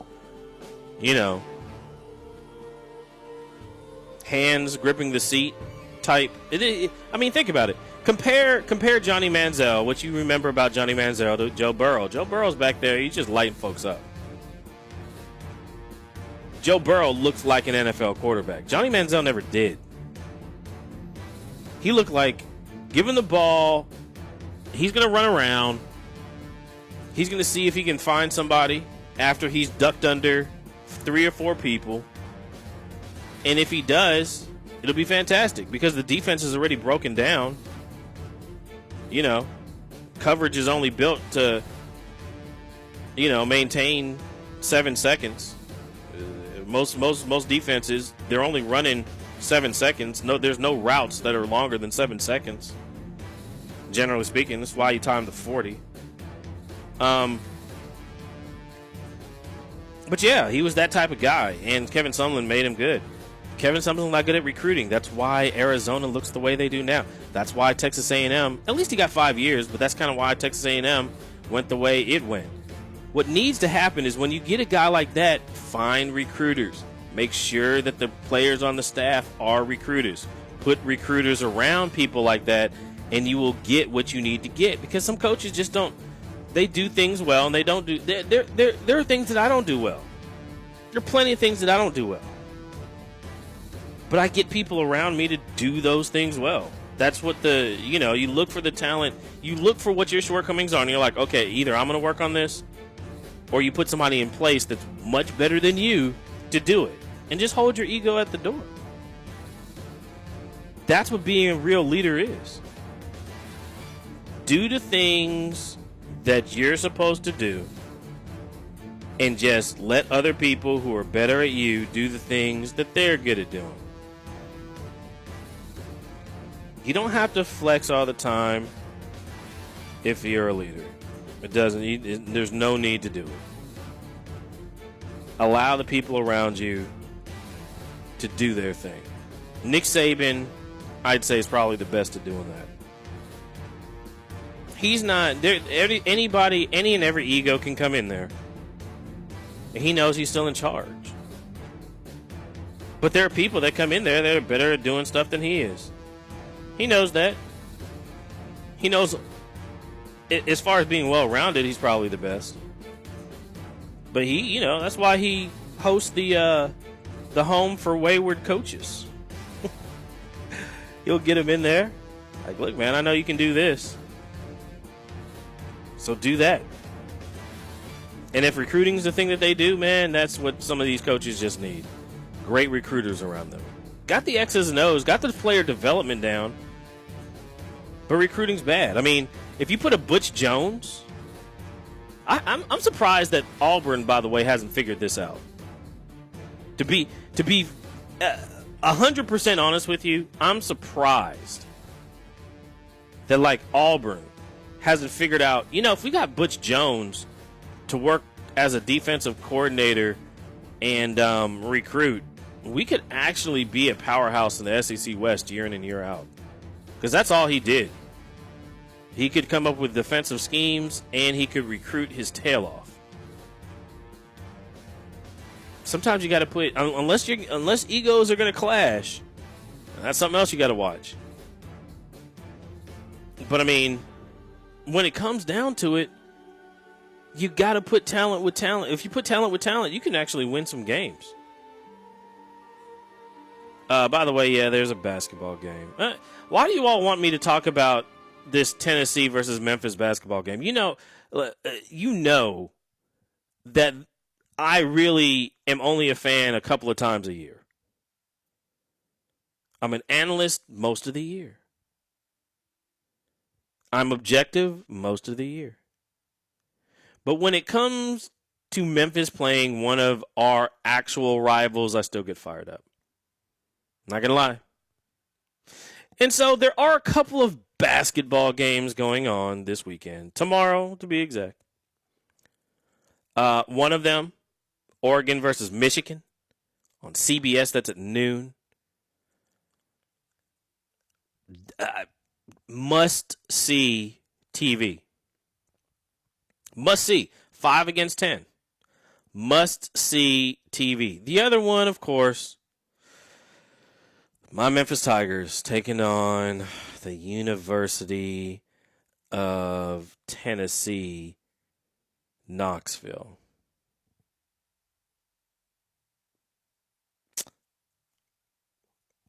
The shenanigans that are going to go on in that game, folks. It's the shenanigans that will go on in that game. That's on ESPN, by the way, 3 p.m. Eastern. I believe it's Eastern Standard Time. Maybe it's 3 p.m. Central, but I think it's 3 p.m. Eastern tip. I'm going to say 3 p.m. Eastern tip. Those are the only 2 basketball games you need to watch. Those are the only 2 basketball games I'm going to take out my time to watch. Oklahoma-Wichita State's going to be good. That'll be a good game. I mean, if you're a basketball fanatic and you want to watch a good game, Oklahoma versus Wichita State is going to be good. Georgia versus Arizona State is going to be good. There are other good basketball games going on. Gonzaga versus Arizona is going to be good. Those will be good games. If you're really, if basketball season's already started for your team, I don't know if Georgia Tech versus Kentucky is going to be good. Because I don't think Pastner can coach against Cal. I just don't. Even though that would be a really good, I might check that out just because of the dynamic there. Pastner and Cal. One of his former folks coaching against him. That might be entertaining. But Memphis versus Tennessee. Oregon versus Michigan. Those are the 2 games that if you get a chance, you're going to have to turn those on. Especially the Vols versus Tigers. Oh, my God. It's going to be a whole lot of foolishness. I was going to go to the game, and I decided not to. I was going to go to the game. I decided not to because, well, there may be people showing up at that game that I don't want to be in the same arena as. No, seriously. The folks that come out to that game, see, I can't, I'm at the point in my life where I can't afford to be caught up in any nonsense. And trust me, there's some nonsense that's going to go on at that game. There are people that are going to show up not to watch the basketball game. They're just going to show up to run their mouths. And from afar, I think that's cute. You can't be in my ear with that stuff, though, because something's going to happen. And so these days, I choose to remove myself from those situations. Back in the day, when I was decked out in all blue and I used to stroll up in there, there could have been some fights. Somebody could have got kicked in the mouth. Maybe. Good thing there weren't cameras everywhere back then. But these days, good old Memphis, man, I'm living that save life now, guys. I'm not trying to get in no fights. I'm not trying to do any of that stuff. So, good luck for all the teams. Memphis is going to beat Tennessee by probably about 11. I look for Oregon to actually pull off the upset against Michigan, too. Honestly. I've been looking at that game. That's the game that intrigues me the most. I could see a 5-point win by Oregon. Memphis is probably going to curb stomp Tennessee. That's probably what's going to happen because, well, you know why. You've been listening to the College Credit Hour with Memphis Spence. We do this Monday, Tuesday, Wednesday, Thursday, Friday right here on the Sports Radio American Network. If you listen to this program every day, you're the reason why we're on the air. It's you. It's you, core group of 100, 150 people that tune in every day. You're the reason why we're on the air. For those of you, the hundreds or whatnot that listen to this show 2 or 3 times a week, you're also the reason why we're on the air. You're part of the family that keep the advertisers happy. So keep listening. I'll keep bringing you relevant information. One more week of the College Credit Hour until Christmas, and we shut it down for 2 weeks, and I get to play with my family and, kick it. You will too. One more week for the College Credit Hour. Next week, we're going to have action-packed. It's going to be jam-packed for the entire week. Early recruiting period is going to open up on Wednesday. I'll be on the air most of that day as well. Lots of people are going to be coming in, wishing them a Merry Christmas. And if this is it for you, I wish you a Merry Christmas. See you in 2020.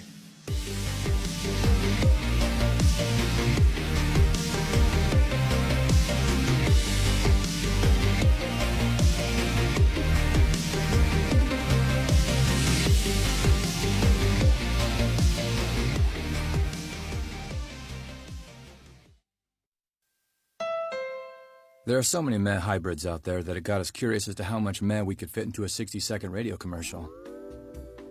Frozen dinners. Mops. Receiving a calendar as a gift. Tofu burgers. This guy's name in the phone book. Greg Smith. Getting charged for extra sauce. Sporks. Fake plants. Fluorescent lighting. Counting money that isn't yours. Waiting to eat because your girlfriend is taking pictures of the food. Correcting someone's pronunciation of acai. It's pronounced acai. Please stop that. Couches with plastic covers. The middle seat. Talking about your fiber intake.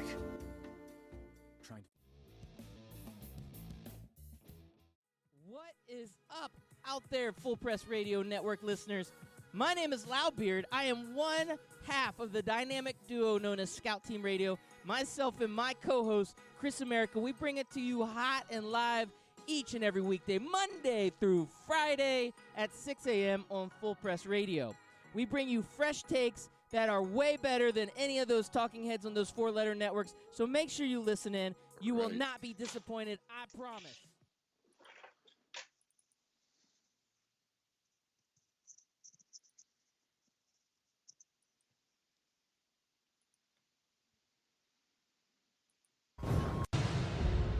The following takes place between 8 a.m. and 9 a.m.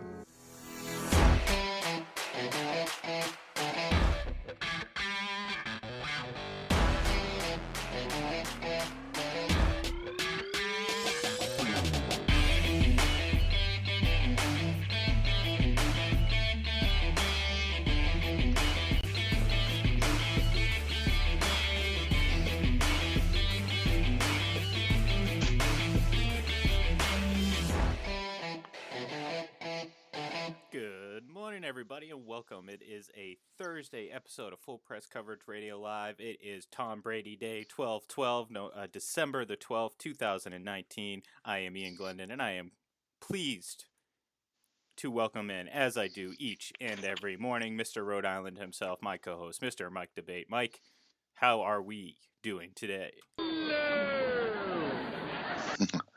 Good morning, everyone. Absolutely. Whoa, Interesting that you hold brought up. on. I didn't get the la. Come on, give me. Oh la la. There we go. All right, okay. Come on, you're throwing me off here, Mike. You know we have a routine, and you throw a speed bump in this early. Okay. Focus, refocus. Yes. Try that Purpose, focus. Yes, absolutely. Bring that down to our level. Definitely. Let's reset this. Okay, ready. Welcome in, Mike. How are we doing today? La la. There we go. Okay, thank you. Round of applause. You can see it on camera. I'm clapping. Yeah, you'll like that. I know you've heard that several times before. I know you're a big fan of it. So yeah, but no, in all actuality, December 12th, you hit the nail right on the head. I can't believe that it's only 13 days until Christmas, and it's just flying by. 2019 is about to say goodbye, and it's unbelievable. But you also mentioned Tom Brady Day. It's a huge day here in New England. 12/12, and if you add up 2 plus 0 plus 1 plus 9, it equals 12. Okay, it checks out. I just did it here on in my New hand. England. So, if I had my abacus at hand, I'd be able to figure it out quicker. But I used my fingers, if you could not see on on camera. But yeah, look, we're flying through this week, and you said it 13 days before Christmas, which means only 11 days until Festivus, and we're going to be excited because we're going to do a Festivus special. We're going to be on air for 2 hours that day because, well, the following 2 days we won't be on air because of the holidays. But Festivus, we are going to air a lot of grievances, and we hope that you folks out there, join us and have fun with us as well. So, right off the bat, once again, we got a nice little gift with a late night Major League Baseball signing. So Anthony Rendon signed 7 years, $245 million with the Los Angeles Angels of Anaheim. Yes, that's right. The Angels, who have no pitching, just added more hitting. So, but look, Anthony Rendon from 2016 to 2019, 299 average, obviously averaging 26 home runs and 101 RBI. And if you are a big WAR fan or a wins above replacement guy, he is fourth in that time behind only Mike Trout, Mookie Betts, and Christian Yelich. So basically, it's a laundry list of MVPs right there. So look, the Angels are getting a really good player.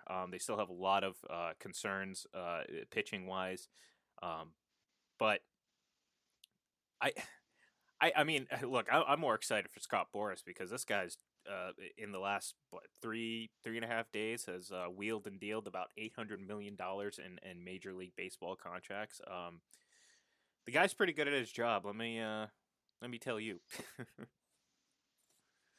No, it's true. I mean, whenever you take a look at these huge contracts that go out and the enormous amounts of money that come back, he's usually attached to it. And, you look at Major League Baseball, the way it's constituted and the money that's being, just driven around right now, it's phenomenal. And, I mean, good for Rendon. I mean, there's no question about it. He definitely makes the Angels lineup much, much better. He will make that lineup much better for a number of years to come. But at the same time, you also look at it, I think you made a decent point there as well, is that they don't have a whole lot of pitching right now. And that's something that they need to work with, because when you have the most talented player in the game in Mike Trout, and he is without a doubt the most talented player in the game, you need to surround him with the pieces that are going to be able to allow him to contend and allow this team to contend. Maybe they do it by committee. Maybe they go for some lesser arms. I know the other I think yesterday or the day before, I saw on Twitter that there were some sort of, rumors going around about Rick Porcello there. I mean, there's some things that could come down and that could be a possibility. I know there's, rumors going around that he might be involved, or that the Angels might be involved in trying to trade for David Price, which is a name that we know very well up here in New England. That could be an issue as well. And you take a look at the synergy that Joe Madden has had with David David Price and managing him in Tampa Bay. So there's a lot going on there, and we'll just see what happens. But huge contract for Anthony Rendon. Good for him. A lot of big numbers being thrown around in Major League Baseball right now, and I think now that the big dominoes have fallen, I think now you're going to see a lot of those lesser pieces come in. That's usually how it works in free agency with every with every major sport. I'm starting to think I should have been a Major League Baseball player. I think I erred in choosing not to do that. So and trust me, it was I think we all solely a did. choice. It wasn't my lack of talent, ability, height, strength, anything like that. It was just purely a choice that I did not do that. So, and I'm sure you're the same way, Mike, because obviously we could have been making $300 million over the next 9 years if that was the case. That's true. Absolutely. No, that's not the case. I was actually I was an okay pitcher, but I injured my shoulder in hockey, and once that was done, I had nothing left. no power, no gas in the tank, as they say. So yeah, I was not nature selected to be an athlete, no question about it. I definitely I tried my best. I played a few sports and did everything that I could, but I was not nature selected to be the $300 million man without any question. Yeah, you were unfortunately saddled with the vertically challenged gene, if I'm correct. But hey, yeah. If only you were 20 years old now, you could almost be an NFL quarterback, because we know how it's trending down. Trending to the shorter guys at times. You can be successful if you were 20 years younger and maybe more athletic. But I tell myself that's why we all love Dustin Pedroia up here in New England. That's the reason for it. He gives us all hope.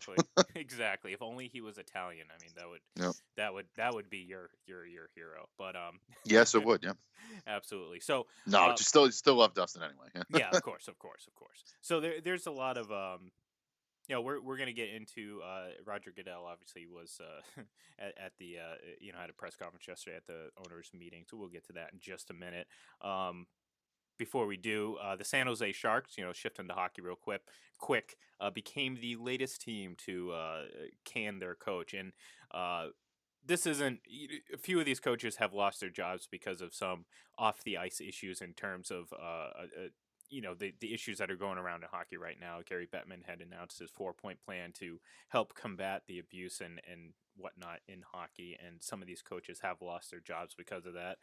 Peter Dubois is not one of them. He lost his job because the Sharks stink, and this was kind of very obvious to me personally, but his team is far too old with far too many big contracts to compete in a very stacked Western Conference and very stacked league in general. So after a 15-16-2 start, they canned their coach, and the one connection we have Boston-wise to San Jose, obviously, is Jumbo Joe. And if there's one guy I'd like to see win a Stanley Cup, if it's not the Bruins, it would be Joe Thornton. But I don't think it's going to happen anytime soon. So he gets the can.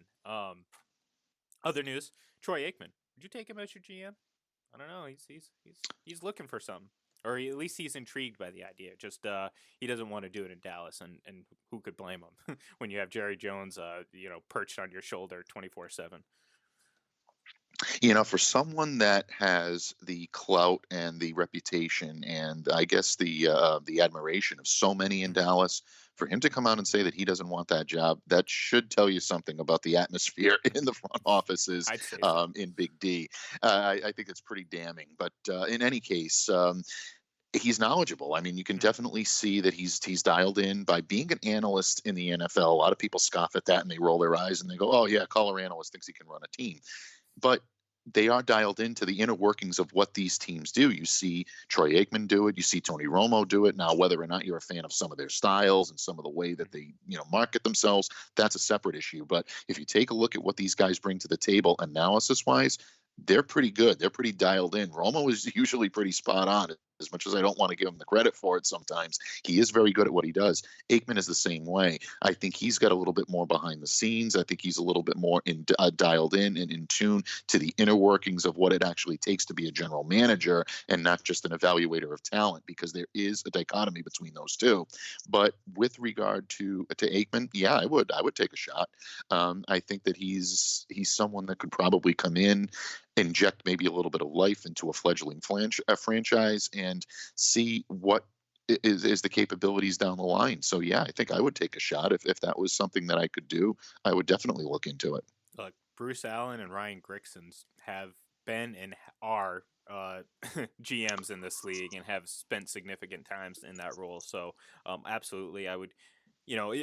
Again, this is assuming he has the qualifications because we don't know his behind the scenes resume and all that stuff. I mean, when you're applying for a job, you're going to get in a little bit more detail. So I'm assuming he's not just going to say this if he doesn't have some sort of credentials aside from maybe just being an analyst. Because again, I mean, there's a lot more that goes into being a GM than just knowing the game of football. You have to understand certain practices, how the NFL run, all that stuff. And I think I'm assuming would have a pretty strong grasp of that. And like you said though, the fact that he says he wouldn't want to do it in Dallas can be pretty telling. I mean, the one not so negative way I guess he can spin it is just the idea of having to go back and do it in a city like maybe he just doesn't want to have to go back to Dallas type of thing. You know what I mean? Like maybe he doesn't want that pressure because again, if he goes back to Dallas, it's a much different expectations, I would think. Look at John Elway in Denver. Actually, you know what? I think I just changed my own mind in a matter of 3 seconds because look at John Elway and look at the leash that he's gotten. And I think a lot of that has to do because he was John Elway and he was a Denver Broncos legend. I mean, I've never seen a guy strike out on more quarterbacks and keep his job than John Elway. So maybe, hey, look, maybe it's the smart thing for him to take a gig with the Cowboys. Then again, the Denver ownership is a little bit different than the Dallas ownership. I'm just making an observation from the outside. No, it's true, and it might not only be the Jerry Jones factor either. I mean, naturally, we like to poke fun at that, and I think that's probably the reason. But the other is too. I mean, you don't want to fail in a market where you're seen as where you're revered. I mean, I think that's any athlete or anybody in any walk of life doesn't want to go into a place where they have a very high reputation, a very strong reputation, and then sputter a little bit and maybe tarnish that legacy. I agree with you. In Denver, I think it's a situation where Elway is just no matter what he does, it wouldn't matter. He's still going to be John Elway. He's still going to be the guy that brought them to Super Bowls, had them in contention, and he was the quarterback of the Denver Broncos. I mean, that's really what his identity is always going to be. But with regard to Aikman, I think maybe he sees things a little bit differently. But I think he could be a very good fit with some teams that really need some help in the front office, and I think he could inject life. His presence might be enough to persuade some free agents to be able to take a flyer and come there and see what's going on. So that'll be interesting to watch. I did see that report yesterday, and I think it's one that's worth watching, for potential stories down the line. Yeah, and look, the amount of time that the longevity that he's had doing this job, being a broadcaster, and a team one, an A1 broadcaster. This guy obviously is part of the number one crew on Fox or whatever. So, you build and you cultivate relationships through that job. I mean, look at what John Gruden did. Obviously, he had coaching experience prior to being in the booth, but he spent so much time in the booth that that's kind of what a lot of people knew him as the Monday Night Football guy. But all of a sudden, he's used those relationships to kind of build a foundation for when he did return to coaching. And obviously that happened a couple years ago. So Pete Carroll, Seattle Seahawks. And I don't know if this is going to come as much as a surprise or more of a, vindication of such, says they have to figure out a way to get Josh Gordon more involved. And if that sounds familiar to you Patriots fans out there, that kind of is the story that was surrounding him before. Now, no one's obviously, we love Josh Gordon as a person, as a player, all that, and we wish him the best. But, I think there was a clear step back in his explosiveness and his ability to make plays and get open. And we saw that, you take so much time off, you put on some weight like he did, muscle wise, but you still put on some weight, you lose some of your jolt and spark. And I think he might have done that a little bit.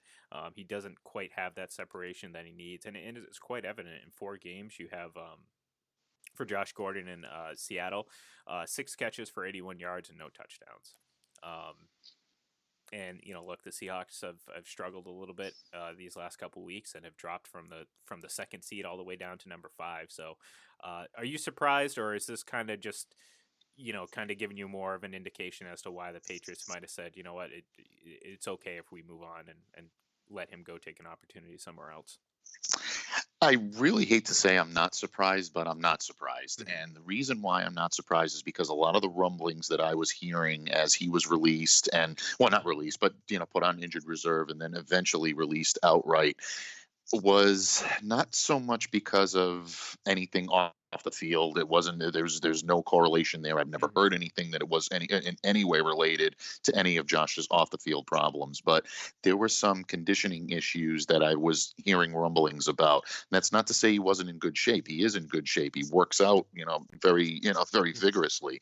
But it was game conditioning. There's a difference between being in good shape, being strong, being physically fit, and being able to withstand the rigor and the stamina of being on the field. So that may be a problem as well. The other is you start hearing rumblings about him coming to meetings late and things of that nature. So I think this is something definitely to keep an eye on. The Seahawks definitely have the wherewithal to be able to do it. As much as we like to, use Pete Carroll and make him out to be some sort of a punchline, the guy is very good at what he does. He's one of the best coaches in the league. If there's a way to work him in and be able to utilize him, I think Pete's probably the right guy for him to be around right now. But ultimately, it doesn't surprise me that he's not playing a bigger role in Seattle than he was, simply because of the fact that I just think that there's maybe a little bit still going on with Josh and getting back into where he needs to be.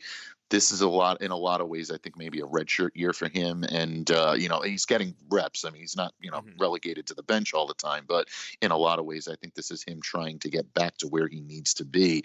If you're looking for the Josh Gordon of old, I think it may be next year before you see that, if ever again. I mean, there's always a chance that when guys come back and they've missed as much time away from the game and away from the field as Josh has, sometimes you just don't get it back. And again, this is in no way correlated to any type of off the field issues that Josh has had in the past. From what my understanding is, he's left those completely behind. I think this is just a matter of him getting back into football mindset, football game shape.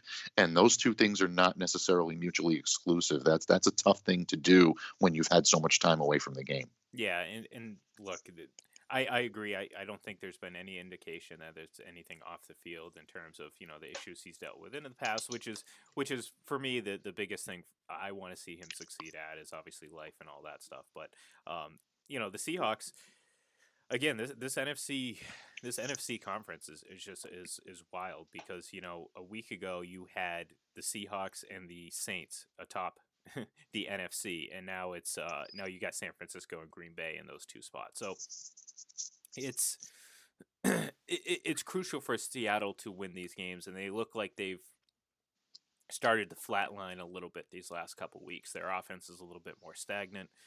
Russell Wilson's play has dipped a little bit. I think there's at this point, there's no chance that he regains any sort of neck and neck race with Lamar Jackson. In my opinion, I think Lamar has, in terms of the MVP race, I think Lamar's kind of got this wrapped up. So look, I mean, for Seattle to be successful, they need their offense running at full capacity because the defense, it's good, but it's not 2013 Seattle Seahawks defense. You need that offense to score points. We've seen it a lot. Even in games they've won, they've had to score points. So Josh Gordon has to be a big part of that if the Seattle Seahawks want to keep rolling forward. So GM meeting, or I'm sorry, owner meetings over the weekend produced obviously a very rigid, very robotic press conference from Roger Goodell. And none of us should be surprised because that's kind of, it's kind of his MO. You get up there and you give a very scripted answer with very softball questions on a few of them. So yes, in other words, in other news, folks, today is Thursday, by the way. pretty much a day in the life of Roger Goodell. So yeah, look, I don't think anyone expects to get too much substance out of what he says. I mean, a lot of it is just window washing and, surface material just to appease people. And really, at the end of the day, sometimes he just says nothing in about a whole bunch of words. So he talked obviously on a couple topics, of one of which was Antonio Brown. And they say the investigators still have work to do. They obviously interviewed him almost 2 weeks ago, and this is what he said in regards to that. Yeah, they're still not completed the investigation. They did, our investigators did. I did not meet with Antonio, but they have more work to do. They're following up on that, and I'll get an update when they have more information. My question is, what the hell's taking so long? Like, I mean, I understand, like, you have to do your due diligence, but this continues to me to seem like they're just dragging their feet. They don't want to make any official ruling on him, so they're just going to drag this out as long as possible. And he reacted yesterday, obviously, and again, kind of, I don't want to say shot himself in the foot, but I mean, he didn't do himself any favors with some of the things he was saying. I find it hard to put a lot of blame. I mean, let's put it this way. I find it hard to put all the blame on him for the way he reacts to this, because if I were him too, I'd be incredibly frustrated. Because again, it just seems like the NFL has no urgency in getting this wrapped up. They're basically dragging their feet to keep him out of the league without actually suspending him or putting him on the exempt list. So to me, it just keeps seeming like a bad look for the NFL, and I think Antonio Brown at least deserves an answer, and depending on what that answer is, he deserves to be on the football field. So yeah, I mean, but again, that's kind of what I expected from Roger Goodell. Yeah, I think everybody kind of did. I don't think there's much of a question mark. And to answer your question about what's taking so long with that, unfortunately, I think it just essentially means that they don't want him on the field this year. And I think that, the longer that the investigation goes, and I understand due diligence is due diligence.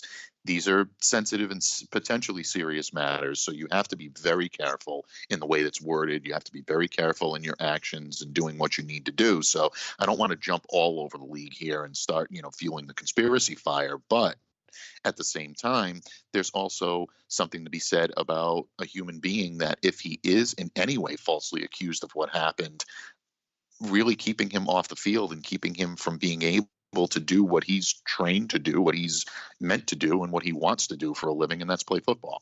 And if that's the case, then yeah, there is a level of frustration. There's also a level to be said about taking to social media to just blurt everything that you have to.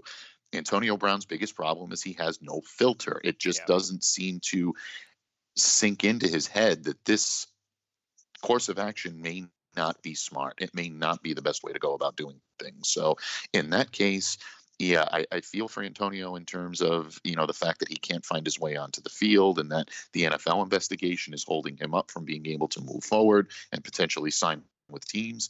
But at the same time, you look at what he does on social media and then you say, well, I don't know. It's just, you're not helping your cause here. You really got to take the phone, throw it away, put it down, do whatever you need to do, sit on it, whatever you need to do to keep it out of your hands and to be able to move forward. So, yeah, it's just disheartening on all levels. But Goodell's answer is pretty much what I expected, and that's not that sounds derisive. It's not. It's just I think that's all he could say at this point, without either looking more foolish or without invoking more fuel to the fire for reporters to ask him questions. So yeah, that's I definitely did see that, and that's my thoughts on that. Yeah, and look, I mean, everyone's going to have different opinions on the matter. I think people who were anti Antonio Brown to begin with are still that, and I think there's a pretty clear separation between the two sides, I guess. But I don't know. To me, it's always just stunk to me, the entire situation.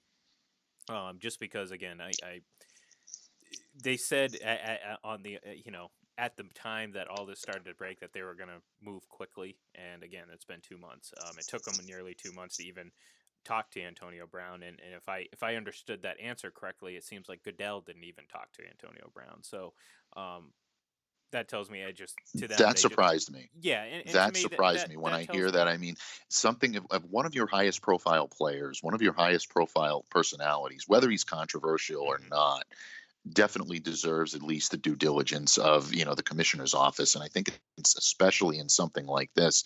We're not talking about deflated footballs here, folks. All right. And I know I'm not going to get into that, but there's a little bit of a varying degree in seriousness as opposed to what those types of allegations are and what these types of allegations are. The commissioner needs to take a more hands-on role in this. That surprised me a little bit. Yeah, and again, I look, I like I said, I've been on the Antonio Brown side of things.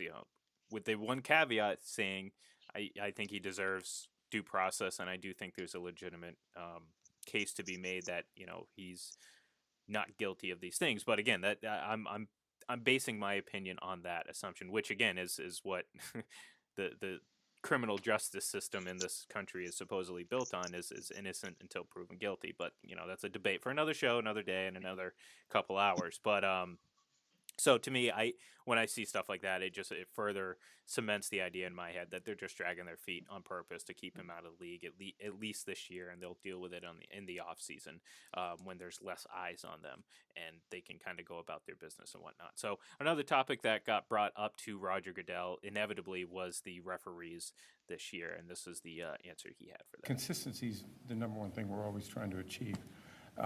And we, every year, have engaged in changes that have been designed to make us more consistent and better. Obviously, the standard keeps getting higher as we add new elements. That's a standard. But two, I think what people see nowadays with technology is much greater than it was even 5 years ago, clearly 10 or 15. I think our officials do an outstanding job, but we always seek to improve. And we will engage in that. We have engaged in that, and I promise you that will continue. I assure you that was a clip from his press conference and not the South Park episode and the Goodell bot. What did he say? I mean, the question was essentially around: are you concerned about the issues all this obviously talking about pass interference replay and all that had on the game, and basically he gave a politician's answer, in my opinion, because he didn't really say anything. He just was like, "Oh yeah, technology has made it harder." Okay, great. You've made it harder on yourself. Yeah, there was no answer to the question there. There absolutely wasn't. I mean, anybody that listens to that or hears it can tell you that there was no answer to the question. And again, I don't expect him to answer, to give a long diatribe on that right now, simply because it's going to invite more questions, and that's not something that Roger Goodell is comfortable doing. He just isn't. I mean, you see, the press conferences that he's had in moments past where he has to address controversial subjects. He diffuses them simply in that way. He's good at it. I will say that. He gives, answers that make it sound like he's completely answering your question, where if you actually take a look at the words he's doing, he really doesn't say much. So to me, it really, the advent of technology is not really a strong enough argument to me to say that makes officiating tougher. If anything, what you have to do is adapt to that technology, those technological advances, and you have to utilize that to make your referees better. Whatever that happens to be, happens to be. It's not something that is, to me, that seems that very hard in concept. Maybe it's hard to put it into practice. I'll give them the benefit of the doubt on that, but it's not that hard in a concept. Too many games are being decided by NFL officials that are ruling incorrectly. And I'm not just talking about the Patriots game against the Kansas City Chiefs. We all know how that ended. This has gone back to last year. You take a look at the NFC Championship game last year. I mean, come on. You talk about, I know Patriots fans are, up in arms about what happened last Sunday. Imagine being Saints fans last year. I mean, those are really, really difficult things. And we see fan bases all the time affected by that. One call here and there blown and stuff like that, but egregious misfires like this, they have to be shored up. They have to be better. And the referees have to be more professional. They just have to be better at what they do, whether that's additional training, whether it is utilizing some form of technology to their advantage and learning how to harness that. That's one thing. But ultimately, you can't just dismiss it away and say, "Oh yeah, technology, it makes our job tougher." Well, if it makes your job tougher, you got to do it better. Well, let's use the example, and just because it's fresh in our memory, the example from the Patriots game. Technology didn't blow that call on that touchdown. That was that was a referee in plain sight missing a call. I mean, that has nothing to do with technology. That's just not doing a good job at your job. So I think that was a little bit of a cop out answer. I understand what he was trying to say. Like, yes, the advent of every angle and every blade of grass on replay has opened the door for, super scrutiny on every play that gets reviewed. So I understand what he's trying to say, but I don't think that's an excuse for how poor the officiating has been across the board. Again, we use the Patriots game as an example because it's so fresh in our memory, and it's a pretty blatant example of the refs just doing a poor job and it not being technology that screwed them over. So one of the things, and we talked about this a little bit yesterday, and it was about the playoff seeding because it did get brought up at the conference, and to his credit, I don't think he has any any desire for that to change. I think he's all right with the playoff seeding, and this was his response. Oh, and this might be one of my favorite responses because it's just so pompous. So listen to this. As you know, well, I've been around probably a lot longer than you have. But I'm just telling you, this is not the first time this conversation's occurred or this situation's occurred. As you know, teams go into the season, the first objective is to win the division. That's what they work on, is we win the division, we get in the playoffs. And that is something that we've considered over the years. I have not heard that this year. I don't anticipate hearing it again. Again, it's been discussed in the past, but I don't see that as an issue. Now, if it comes up, we'll certainly have the conversation, but I don't anticipate it. Yeah. See, I love the beginning. Yeah, I think I've been around longer than you. I think I might know a little bit more. I mean, he's probably right. Let's be real, because I mean, he has been around a lot longer, but it's just kind of, to me, I mean, it's like, all right, Roger, we got it. But basically, what I think he was trying to say was, we look at all the angles, we look at all the options, if it were to improve the product, and I think right now that it just doesn't. And here's the thing too: if you start reseeding and devaluing winning the division, then you're losing a lot of that. Like, you need divisional races to make things interesting throughout the year. You need those divisional races to build long-standing rivalries and stuff like that. And look, you should be just rewarded if you win your own division. And like I said yesterday, I think the only two teams that actually deserve to have a home field game is the teams that are number 1 and number 2 in each conference. Everything else after that, I don't care. If you're 11-5 and you have to go visit a team that's 9-7, well, who cares? I mean, deal with it. In my opinion, I mean, you should have done better. You should have got a first or second seed, and then you would have definitely got a home field advantage, at least for one game. So I guess I'm kind of with Roger on this one, although I do think it's pretty obvious that it shouldn't be changed, and it would just be a blatant overreaction. And if the pass interference challenge rule is any indication, the NFL isn't always, the NFL doesn't always benefit from knee-jerk reactions to rules or situations and changing them. So I'm with Roger on this one. You got to just kind of deal with the fact that sometimes you're going to get a lower seed or a team with a lower record hosting a home game, and it's really not an issue in my mind. Yeah, I mean, I don't think it is either. I think that a lot of what is going on with the way division, leaders are assigned playoff spots and whatnot, I think it's more. I think you have to be a little bit more, prudent in terms of saying, okay, well, they won the division. This is it. This is how it's always been. Yeah, I agree with you. I think the response there was really kind of condescending, and I think it's just a sign of how those questions are answered. Conversations occurred. Yeah, I mean, come on. I mean, it's a first. Yeah, yeah. No, that's I'll.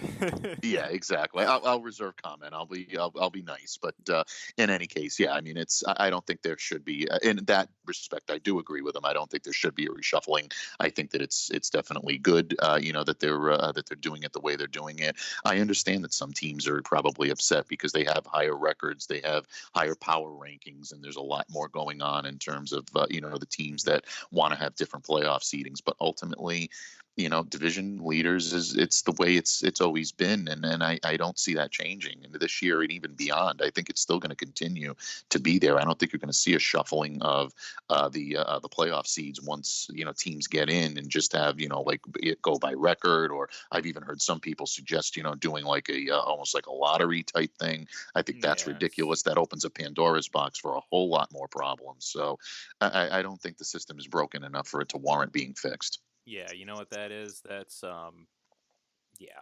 Dum dum dum dum dum.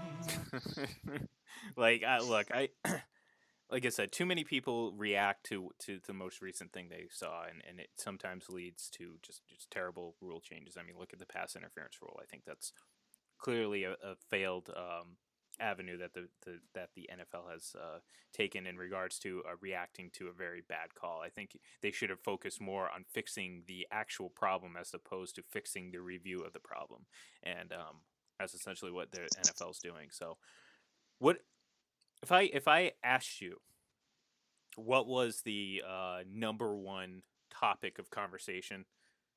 Would you be able to guess in one guess?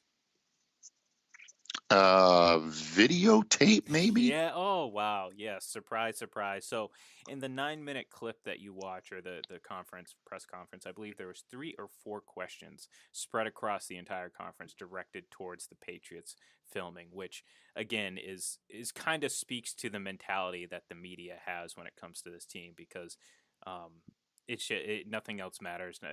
It's about the Patriots, because the Patriots, these headlines were created, and this was a question asked towards the end of it. To this point, how believable is their explanation in your mind for what they say their intent was? Ed, one of the things I've learned is you don't draw conclusions until you have all the information. What? I almost fell out of my chair when I heard that last night. That's a did he really say that just now? Yeah, did you really say that? Because to me, when did you learn that? During Deflategate, when that's exactly what you did? You jump to a conclusion? Four words. Yeah. More probable than not. Yeah. So that's drawing conclusions. I was flabbergasted, to say the least. But I couldn't. I had to. Yeah. Here's the rest of it. Ugh. Ed, one of the things I've learned is you don't draw conclusions until you have all the information. So from our standpoint, I want to look at all the information. Once we have all the information, then we draw a conclusion. We're not going to draw conclusions along the way. Oh my God, I can't. I listened to it a few times last night, and it's even funnier this morning because, again, that's exactly what you did in Deflategate. I mean, that's exactly what you've done on multiple occasions. I mean, it to me, this is like, I mean, look, we've gotten enough information, and the question was in regards to the Patriots' explanation, which the more and more information comes out, it seems like it's a very legitimate explanation for what happened. However, it has already snowballed into every sort of conceivable conspiracy theory from both media and obviously fans of other teams and who hate the Patriots. So the 2 issues obviously I had was the hypocrisy from Roger Goodell and just the blatant, like, I mean, come on. Like, really? You just summed up what you did literally in Deflategate. The whole Deflategate investigation was all predicated on an assumption that you made, an assumption of guilt that you worked backwards to try to prove, and you failed spectacularly. But, that's not how it's remembered, because we already had that misinformation out there for too long, and the NFL obviously enjoyed having that out there because it made them look right. Plus, I mean, the fact that it was against the Patriots, you could pretty much do and say whatever you want, and no one's going to give you slack. So, that kind of bugged me, because again, it seems like this was just an incredibly unfortunate mistake and just mishap in terms of what happened with the Patriots. I wish I had the tweet up in front of me, but someone spoke to just a guy who does stuff like this, like sports documentaries, and it's like, look, sometimes depending on who you are as a cameraman, you get half hour, an hour, 8 hours of just B-roll film, and it's just basically used for filler, and we see it all the time. Maybe we don't notice it as much when we watch all these films, but next time you watch a documentary and you have a 5-second cut screen of a coach yelling on the sidelines or fans cheering in the screen, that's what that is. And I don't think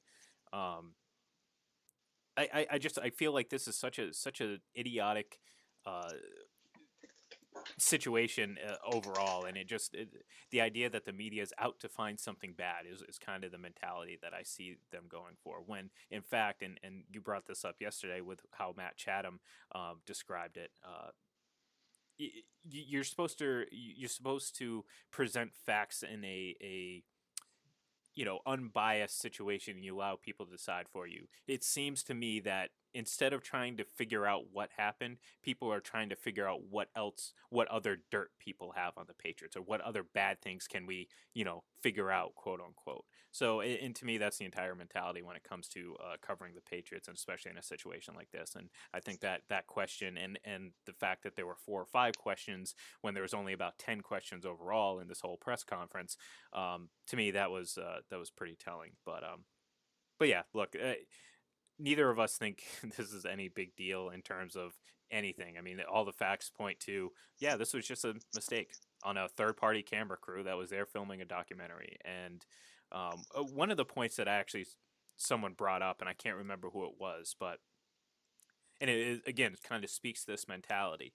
So, the Patriots filmer was there with like a Bruins hat on, sitting in plain sight right in front of the Bengals, and they said they got 8 minutes of sideline footage. Well, to me, if and from everything I've heard about the press box, and you brought it up yesterday as well, like you can't as much as take out a camera phone without someone saying anything. So you either didn't care at the time, or you allowed them to knowingly or unknowingly continue to break the rules in an attempt to get you. You know what I mean? And in that case, that's, because why wouldn't you say something if someone got up there with a tripod and set up a camera and aimed it right at the field? I mean, it's a press box full of people from the Bengals, from the Browns. Like, why would no one say anything and allow 8 minutes of that filming to happen before it's